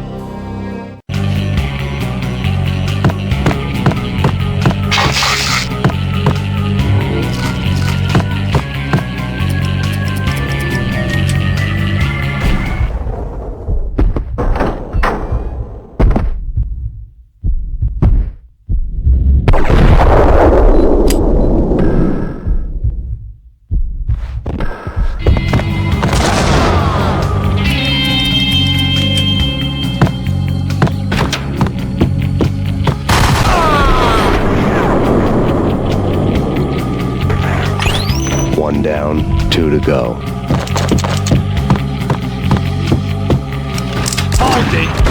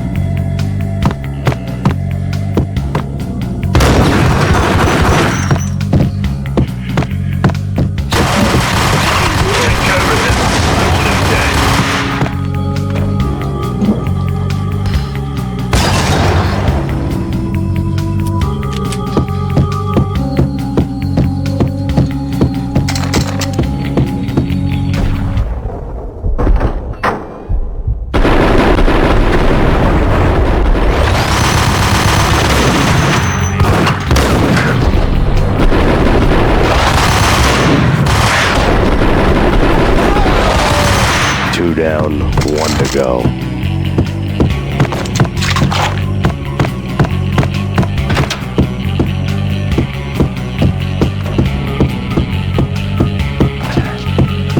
Don't stop at him! This girl doesn't stop anything. Big trouble.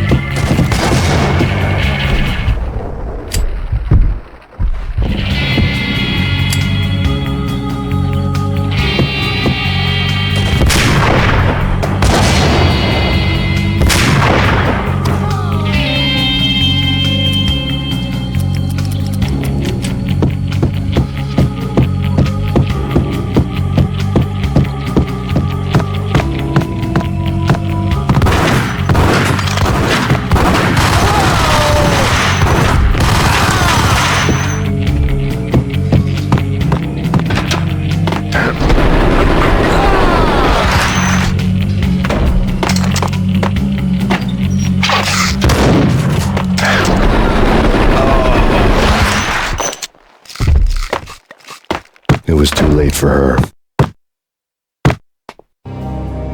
You're a real angel, Max.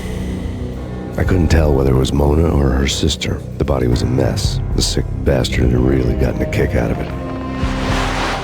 Seeing her lying there got me thinking about another woman's body on another bed.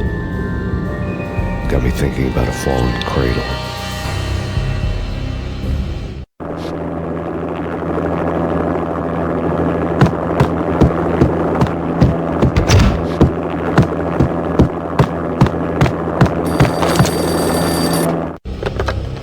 Max Payne. Talk to me. Alfred Woden. You've got company. An armed helicopter just landed on the manor grounds. You must hurry. The more the merrier.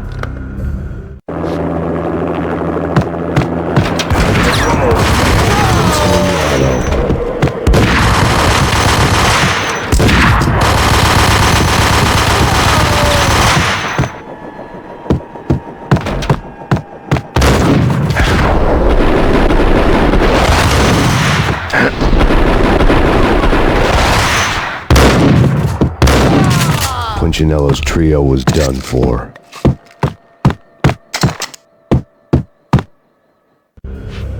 Outside my door. Hurry. He's coming for me. You gotta hurry. Please. I could hear Punchinello on the phone begging for help. He should have been saying his goodbyes. Punchinello was a pushover. The moment I stepped into the room, he folded like a deuce before a royal flush. No, wait. I was just doing what I was told. I couldn't refuse. She's someone high up. Government, maybe. I don't know. He was trying to buy more sand for his hourglass. I wasn't selling any. No, I told him not to.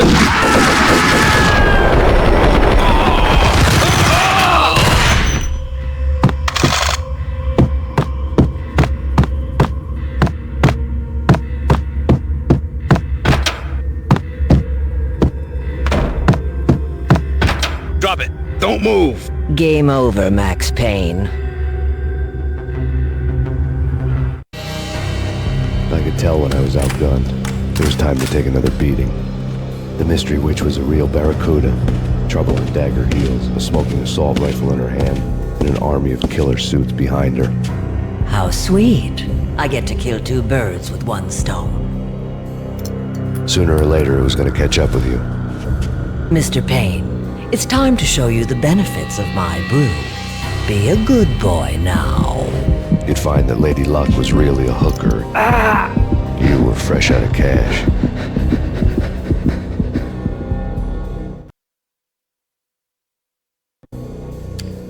Gentlemen, we're done here. Take me to Cold Steel.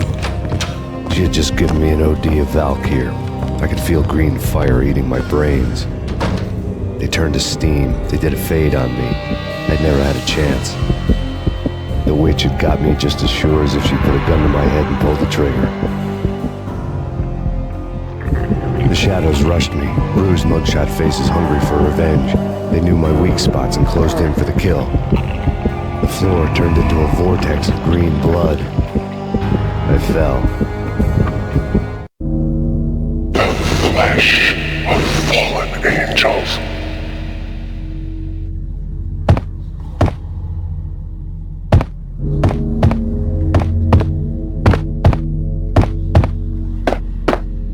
there?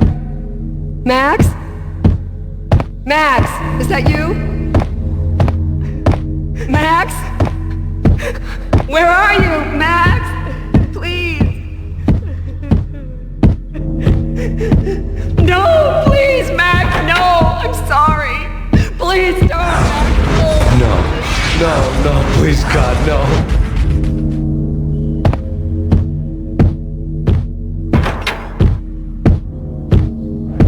Max? Where are you, Max? Please.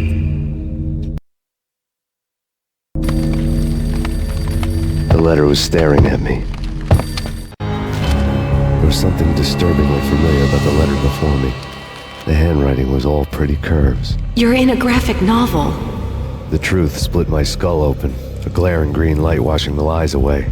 All of my past was just fragmented still shots, words hanging in the air like balloons. I was in a graphic novel. Funny as hell. It was the most horrible thing I could think of.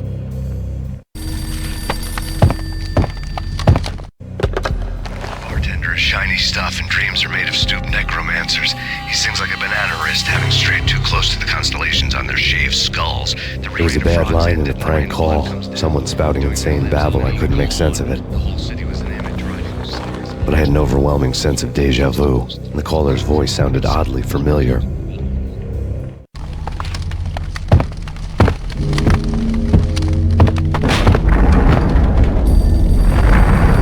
The weird piece of paper looked dangerous. There was something disturbingly familiar about the letter before me.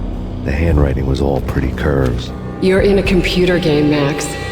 The truth was a burning green crack through my brain, weapon statistics hanging in the air glimpsed out of the corner of my eye, endless repetition of the act of shooting, time slowing down to show off my moves, the paranoid feel of someone controlling my every step. I was in a computer game. Funny as hell, it was the most horrible thing I could think of.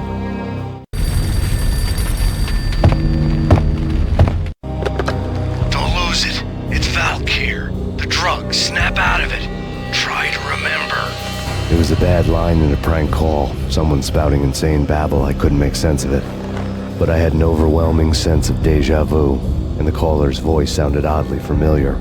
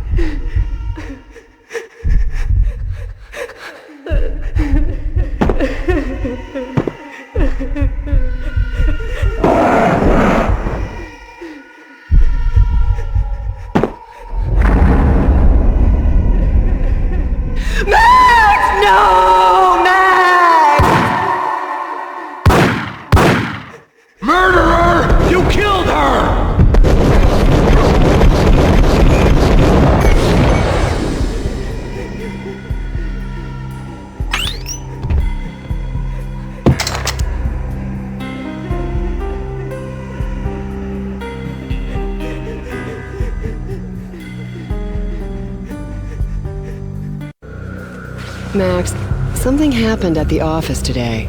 A strange memo. Something about Vikings. Honey, I gotta run. You can tell me all about it this evening. Have a nice day, darling. The bullet holes were rubies on her chest, blood glowing on her ivory skin. She was so beautiful. The killer was smiling. The flesh of fallen angels.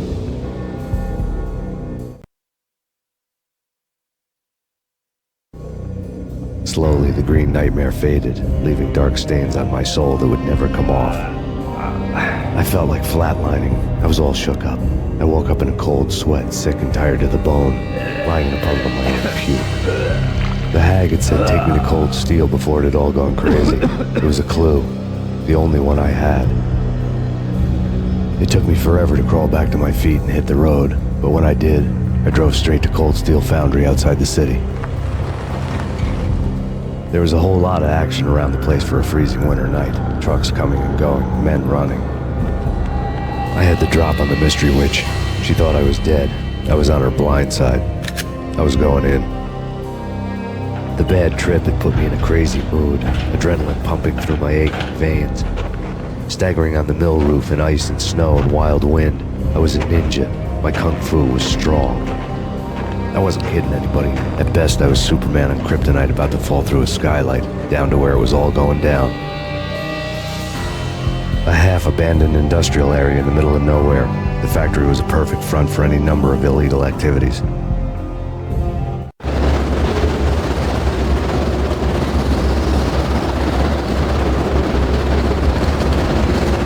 the belly of the plant, molten metal boiled and bubbled like a witch's brew.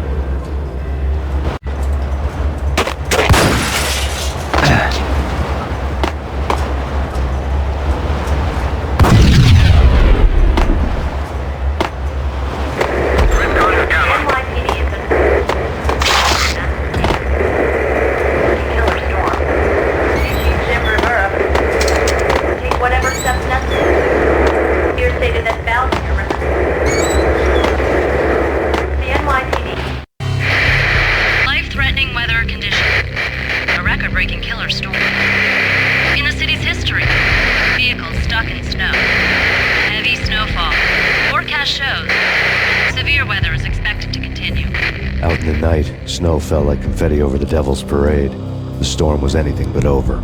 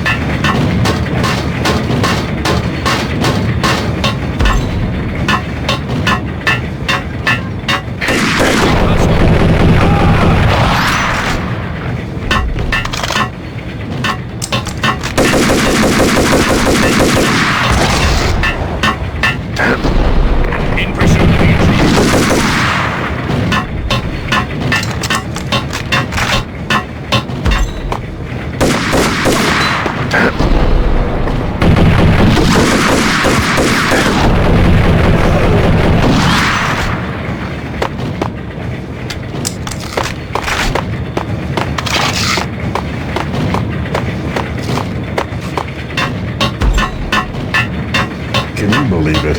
I bet they sleep with their rifles. I bet they've given them names. I guess. So, you don't have a name for your gun? Hello? Hell no. You do? Well, yeah, kind of. Hey, let's hear it.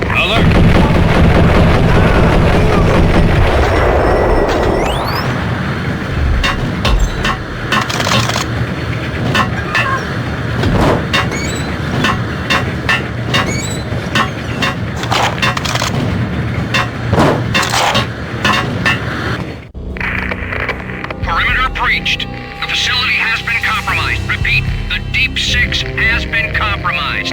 Initiate Operation Deadeye. The walkie-talkie military lingo could mean only one thing. They were getting ready to destroy the evidence and vanish into the night. I was so close. The hidden truths were just around the corner.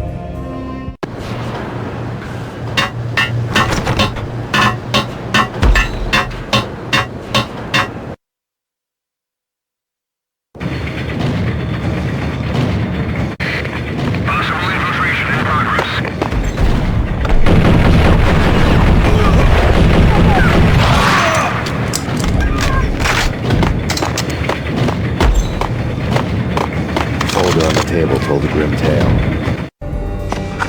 The mercenaries were running a tight operation, paperwork and all. Merchandise missing again. A chemist had tried to smuggle it out for his own private party.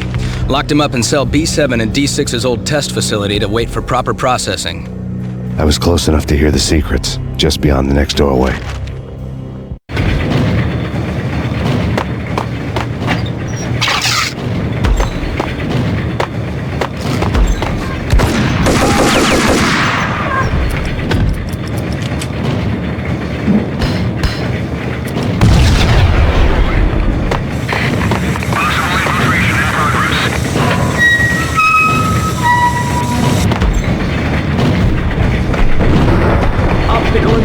Repeat, obstacle in place. 3.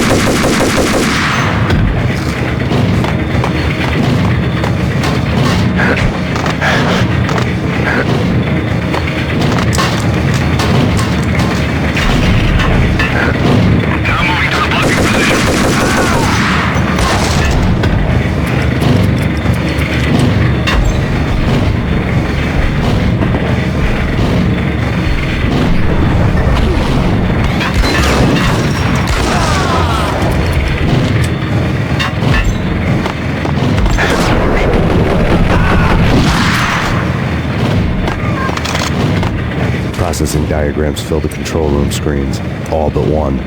An elevator titled D6 on one of the screens, somewhere onwards, past rows of ovens, and the core of the plant.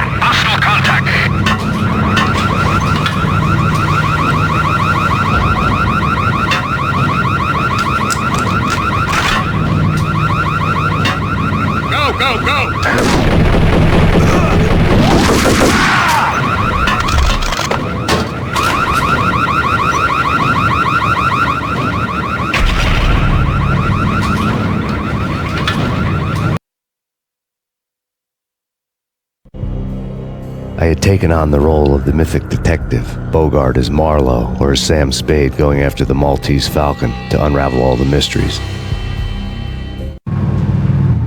Following a path of clues to that final revelation, even if it would take me down to the cold, cavernous depths of a grave. You can't do this! My men are still inside! Do you have any idea why this is called Operation Dead Eyes?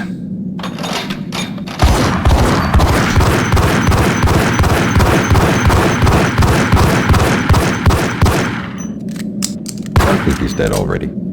Let's do it.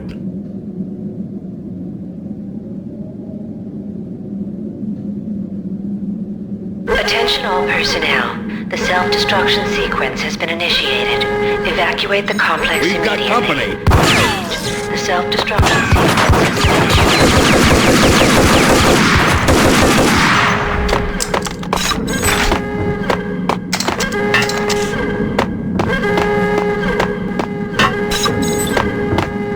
Abort! Abort!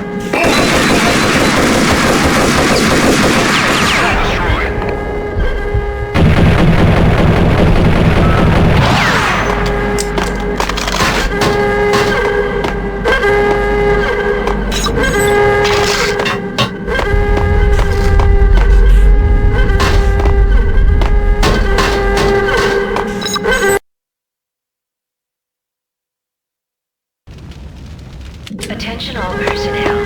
The self-destruction sequence has been initiated. Evacuate the complex immediately. The chemist had been using the workstation when he died. The half-life of the lab rat had ended online, his password blinking on the screen. 665, the neighbor of the beast.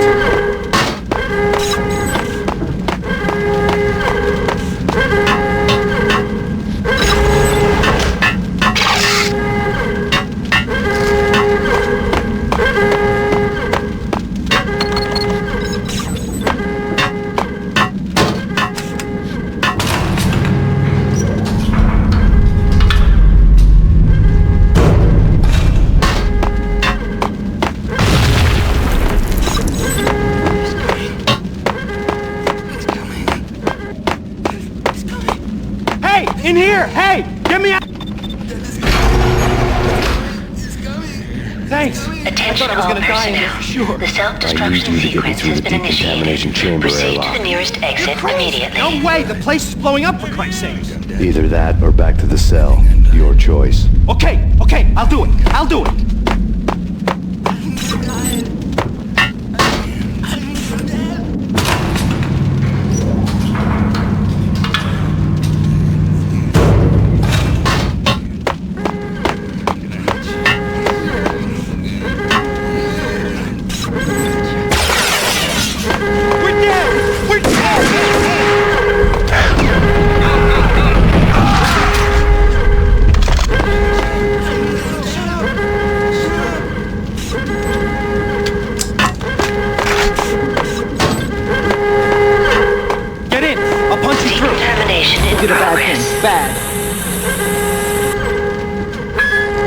Decontamination.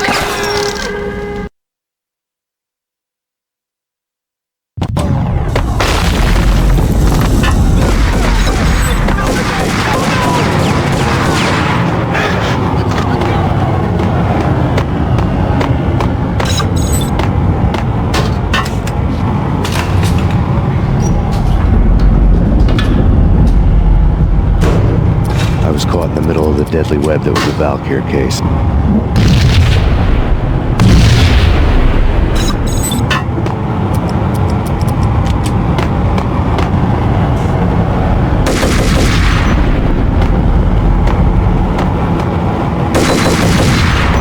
One of the lab terminals had the project logo on the screen. Top secret. Project Valhalla. U.S. Army. Yggdrasil Network. Valhalla, the otherworldly place in Norse mythology where the bravest heroes spent their afterlife feasting and fighting forever, their wounds miraculously healed night after night. Valkyr, the maidens who chose the most courageous Viking warriors and carried them to Valhalla. 1991, the research objective is to create a chemical substance to enhance the stamina and morale of infantry troops. 1995, results unsatisfactory. Project cancelled. Someone had decided to continue the sick experiment unauthorized. Project compromised. Data leak. Fix the damage by any means necessary. Security clearance red. Authorized by the project lead. Field test. Double the dosage for all the remaining test subjects. Observe and record the subject's behavior in an urban setting. The drop-off point was my old address in New Jersey. The file dated 3 years ago. Just when you thought you had reached the deepest depths of horror, it suddenly got worse. How to turn off that small voice inside your head that started to whisper that you should be glad that now, if not before, your revenge was justifiable on any conceivable moral scale. That small voice proved, beyond any doubt, that I was damned. Dagger-heeled woman had come and gone a long time ago. There was nothing more for me here. The bunker's name was acting as a self-fulfilling prophecy.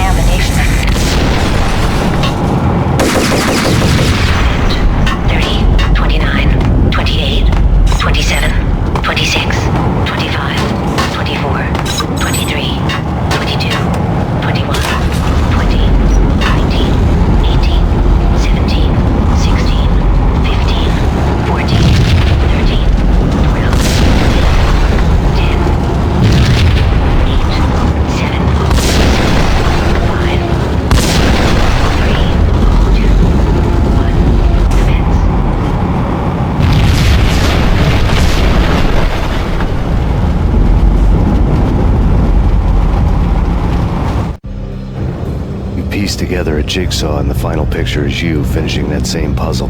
A mad, green-eyed killer standing behind you. An urban legend come true. The Project Valhalla test subjects had been the mad junkies who had murdered my loved ones. The rest was simple body count math. It all pointed to her. Ms. Valkyr. The factory went up in a fiery inferno behind me. All my leads were dead, turned to smoke and dust. I'd lost my way. I hadn't slept in a million years.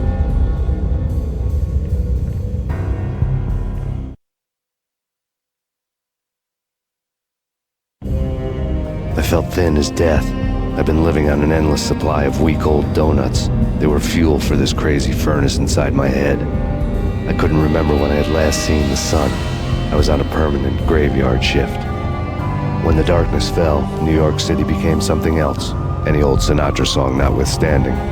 Bad things happened in the night, on the streets of that other city, Noir York City. I was in an all-night diner, downing cup after cup of coffee that tasted like engine oil, when a new message from BB got me back on the killer track. What the hell happened at Roscoe Street? Maxie, I'm going out on a limb here. We need to talk this through, come up with a plan. 2:30 a.m., the Choir Communications Garage. The more I thought about Alex's murder and the frame-up, the more it felt like an inside job. I should have seen it coming. BB had sold me out, and now he wanted to finish what he'd started. The garage was dead. BB showed up in his tailor-made suit, gold watch, and cufflinks to match, all way beyond a cop's pay. Maxie. Oozing suave charm, he was guilty as hell. What the hell does BB stand for anyway? Backstabbing bastard? Come on, don't be like that. Have a cigar. I don't smoke. Maxie, you have no idea how big this is. It's huge. You have no idea. I think I do. You're a bribe-taking bent cop who sold out his partner. Those mobsters in the subway were a dead giveaway. Hard to miss. Bet it was exactly like this with Alex. Up close and personal. You can't win this one, Max. No, but I can make damn sure none of you do either. BB turned out to be another cardboard cutout bad guy.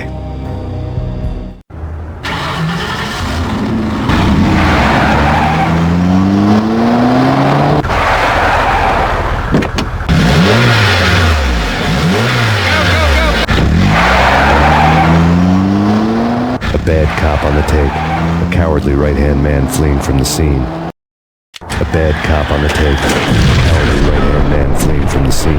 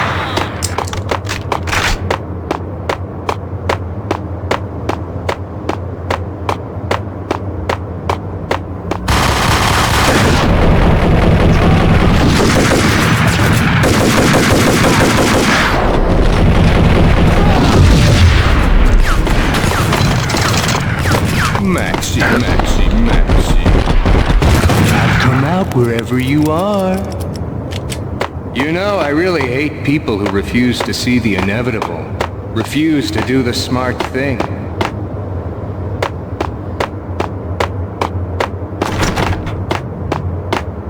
No, I must do the right thing.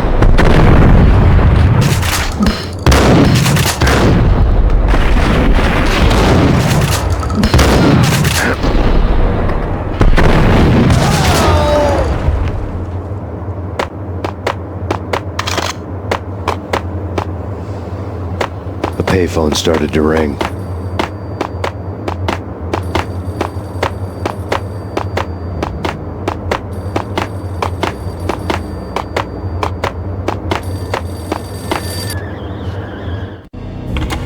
Yeah. Max Payne? Whatever does it for you. This is Alfred Woden. I can give you the name of your enemy. Come to the Asgard building presently. We are expecting you.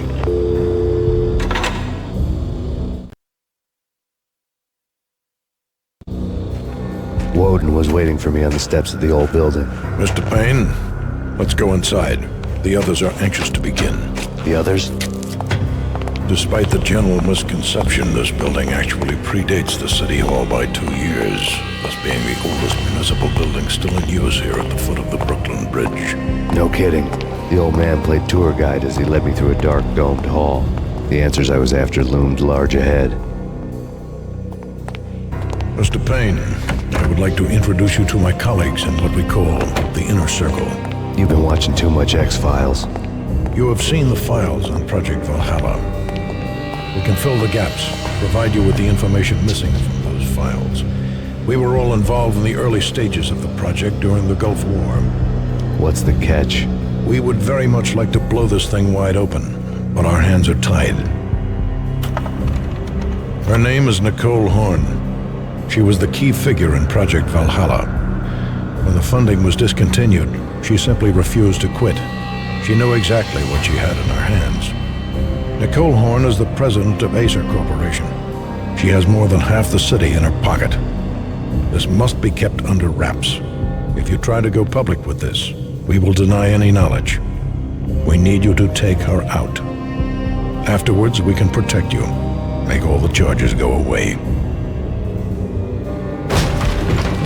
That was the cue for the killer suits to kick in the doors and swarm inside.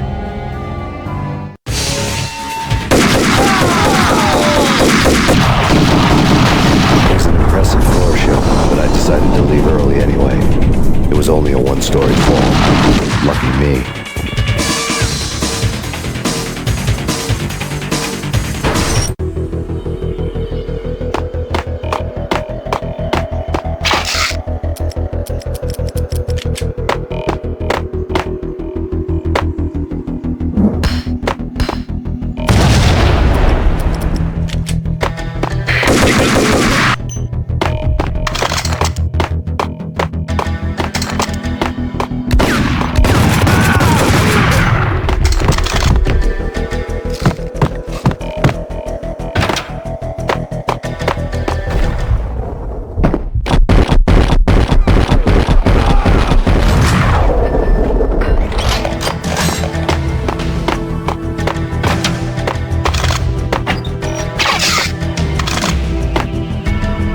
One of the monitors showed what was left of the Inner Circle. Cover me. On screen, the so-called corpse of Alfred Woden stood up, miraculously waking from his dirt nap, looking smug among his dead pals. In the land of the blind, the one-eyed man is king. I didn't know how he'd pulled it off, but it was a pretty slick way to get out of all his promises. Most of what he had said fit too well to be a load of crap.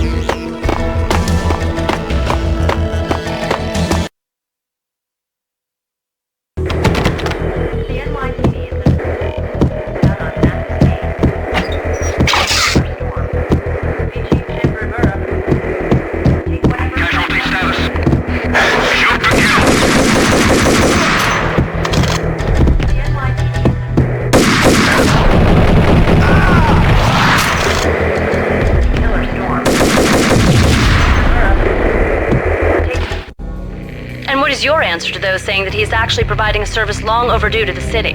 This crusade nonsense has gone too far. He's out of control. It must stop. He will be stopped. That was Deputy Chief Jim Rivera from the New York City Police Department.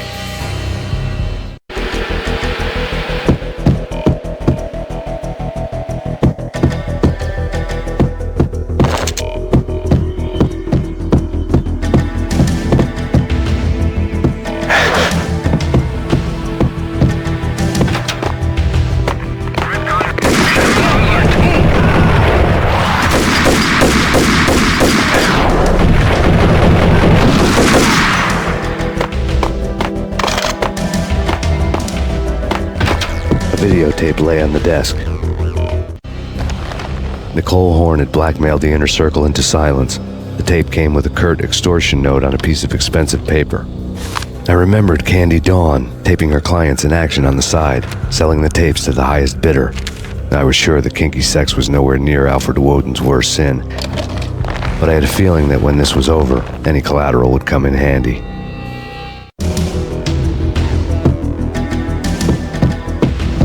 Woden had left me a present. Woden had taken care of my mission preps with military precision. The critical areas in the Acer Corporation headquarters blueprints were circled in red. The president's office was at the top of the building, right below her penthouse suite. The elevators were controlled by a security computer, part of the mainframe located underground below the building. The high-rise was sealed as tight as a sci-fi fortress.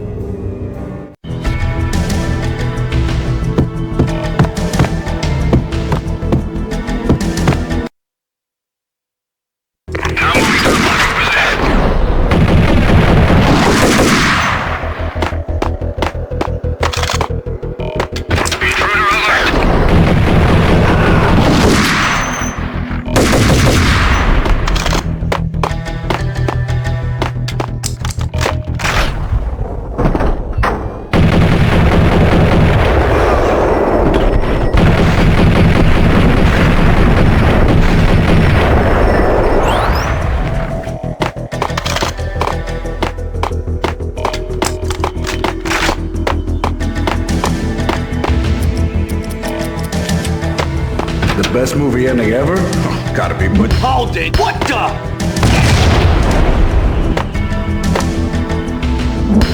Hey!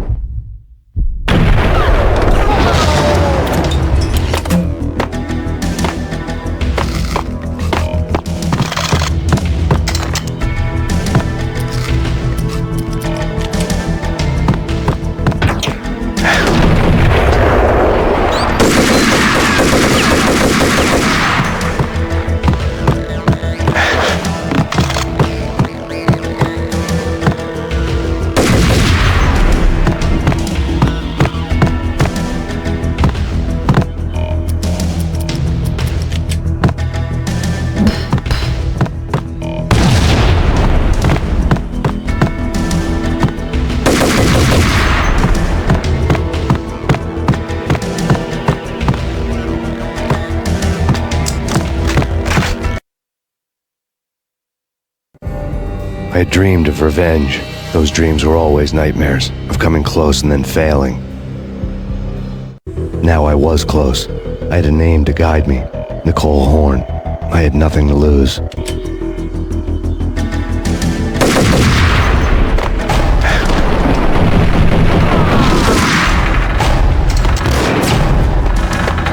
Inner Circle had quite a track record.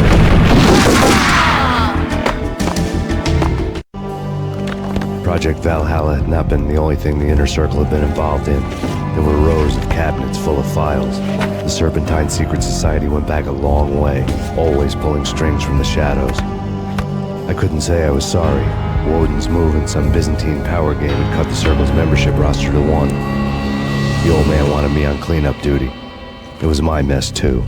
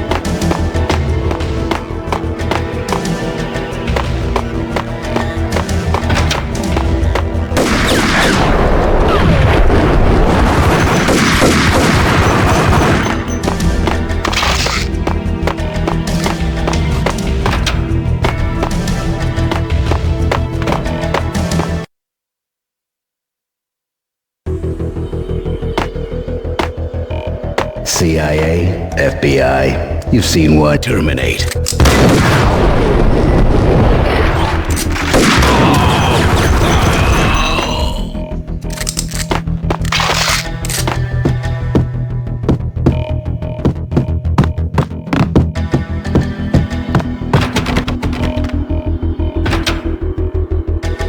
Take him down. Shoot to kill. Let's finish this.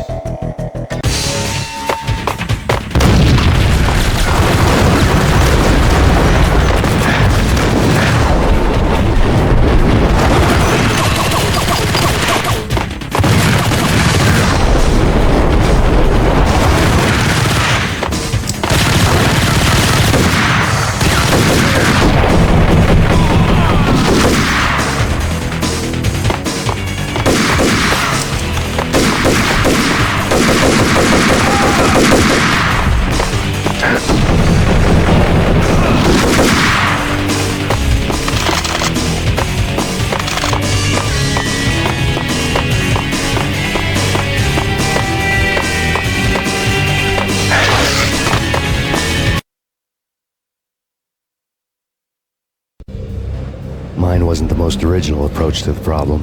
It wasn't as if it hadn't all been done before. An eye for an eye, the first principle of revenge. Old as dirt, still going strong. The cardinal rule in going after someone with an intention to kill was not to make it personal, which it almost always ended up being anyway. It did with me. I took my time, cruising around the city in the snow. There was no hurry. I knew what I had to do now. I took my time, thinking about it, building up the rage. When I was ready, I parked the stolen wheels at the front entrance of the Acer Corporation headquarters. Got out, got in, got cracking. I had a bullet with Nicole Horn's name on it. I had 10,000 bullets with the Hag's name on them. She had ultra-high-tech security systems, enough mercenaries and weaponry to start World War III. There was no fear. New York disappeared behind a veil of snow. I had crossed the threshold. This was her domain, sleek and sexy and soulless, all glass and steel. A place of color-coded security key cards, metal detectors, and surveillance systems.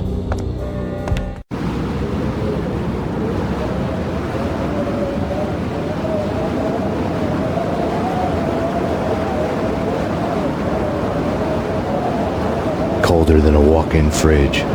Cold as a gun.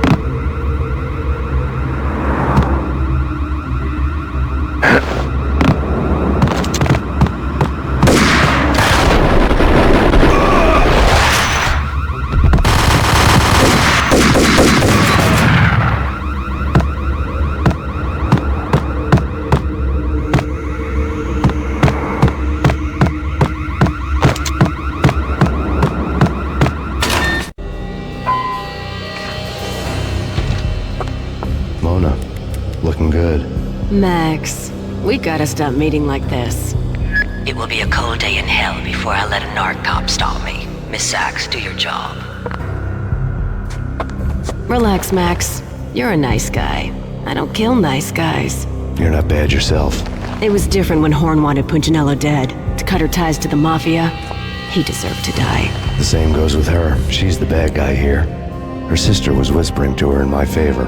I knew the appetites of ghosts intimately. They hungered for revenge. No! A gunshot boomed and she fell down in slow motion. She was a nice girl, not really a stone-cold killer. And now she was stone-cold dead. Like religious fanatics or loyal samurai, Horn's private army was coming at me. Target located.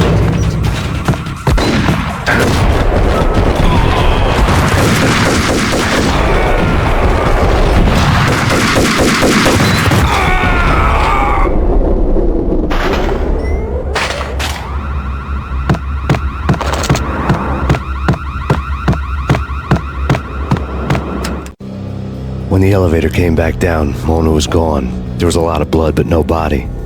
Something clicked for the final time. My mind had never been so clear, as if somewhere high above the storm clouds were already gone, cold stars blazing from the black skies.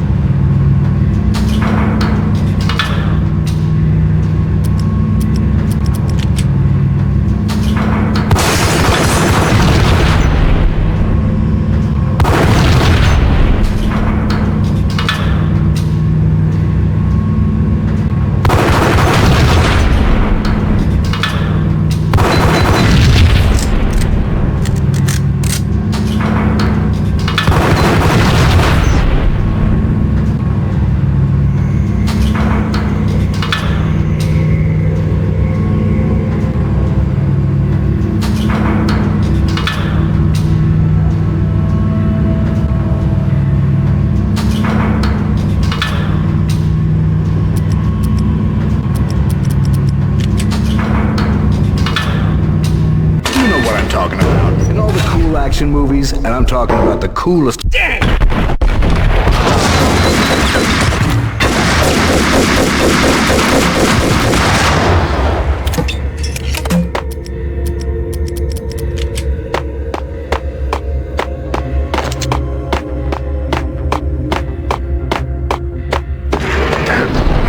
What the?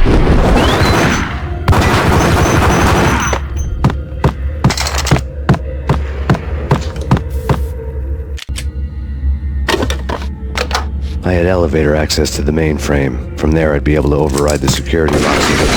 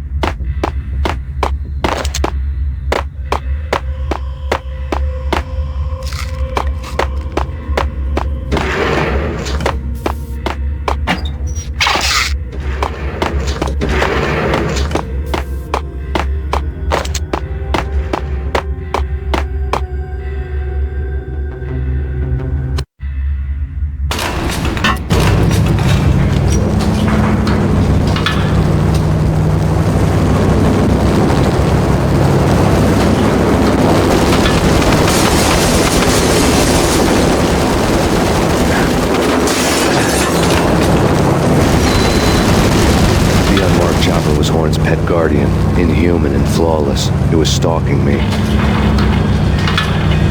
hate to be stereotyped. I'm not a cold-blooded killer. Kill the bastard! Kill the bastard!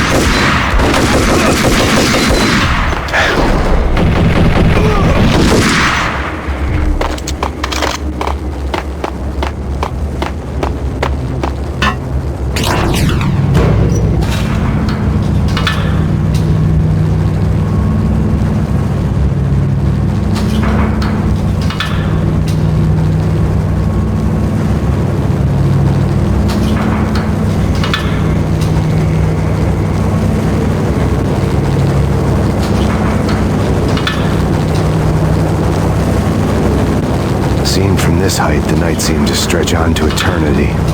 A hint of desperation had crept into the snowstorm, as if it was trying to get it all out before the end.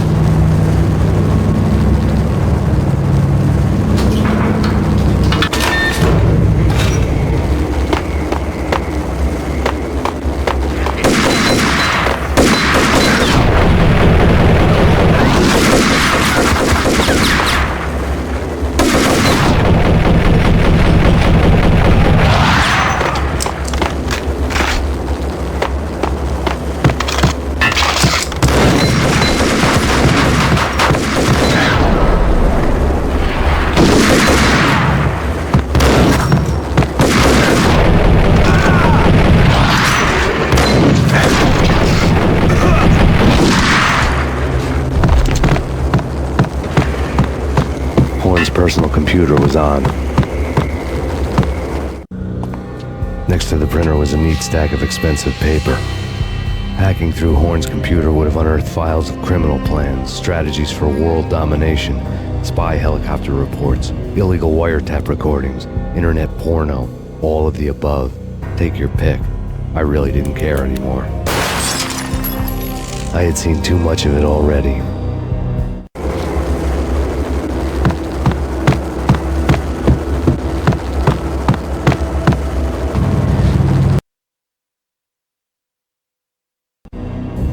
Valkyr had been meant to be a white-winged maiden that would lift you to a warrior's heaven, but it turned out to be a one-way demon ride to hell. The devil was in the drug. I knew. I had met him.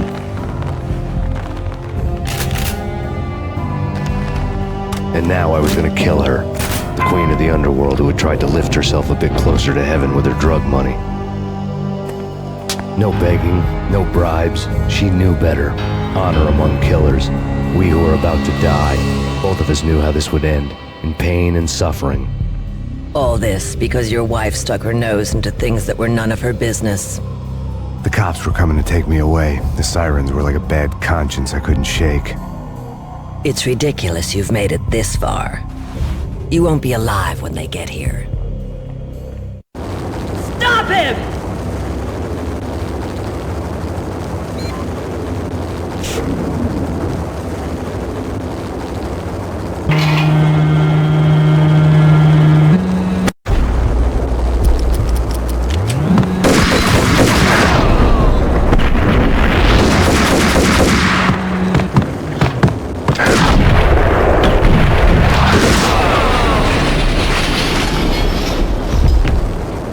The elevator lobby. Get us back up now. Max Payne. This is futile. A waste of time. The deaths of your wife and daughter were necessary. Inevitable. It is done. You cannot bring them back. Nothing you do will make it any better.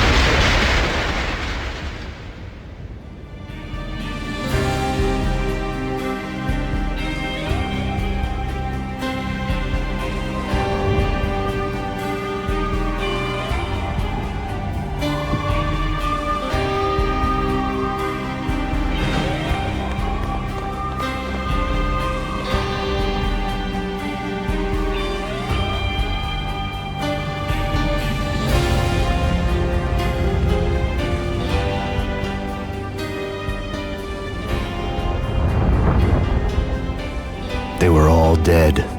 The final gunshot was an exclamation mark to everything that had led to this point. I released my finger from the trigger. And then it was all over. The storm seemed to lose its frenzy. The ragged clouds gave way to the stars above. Max Payne, this is Deputy Chief Jim Bravura from the NYPD. We've got the building surrounded. Throw down your weapons and lie down with your hands behind your head. A bit closer to heaven.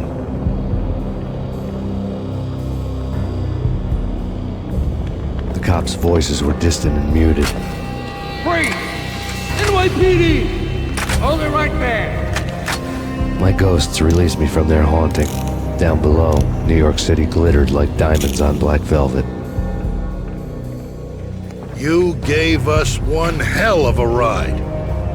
Take him down to Central Booking. You heard the man. Woden was there in the crowd, standing by the sidelines.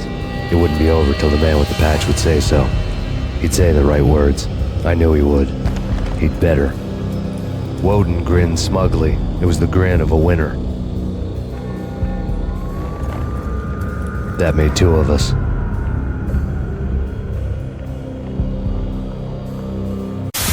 Not again, you bitch!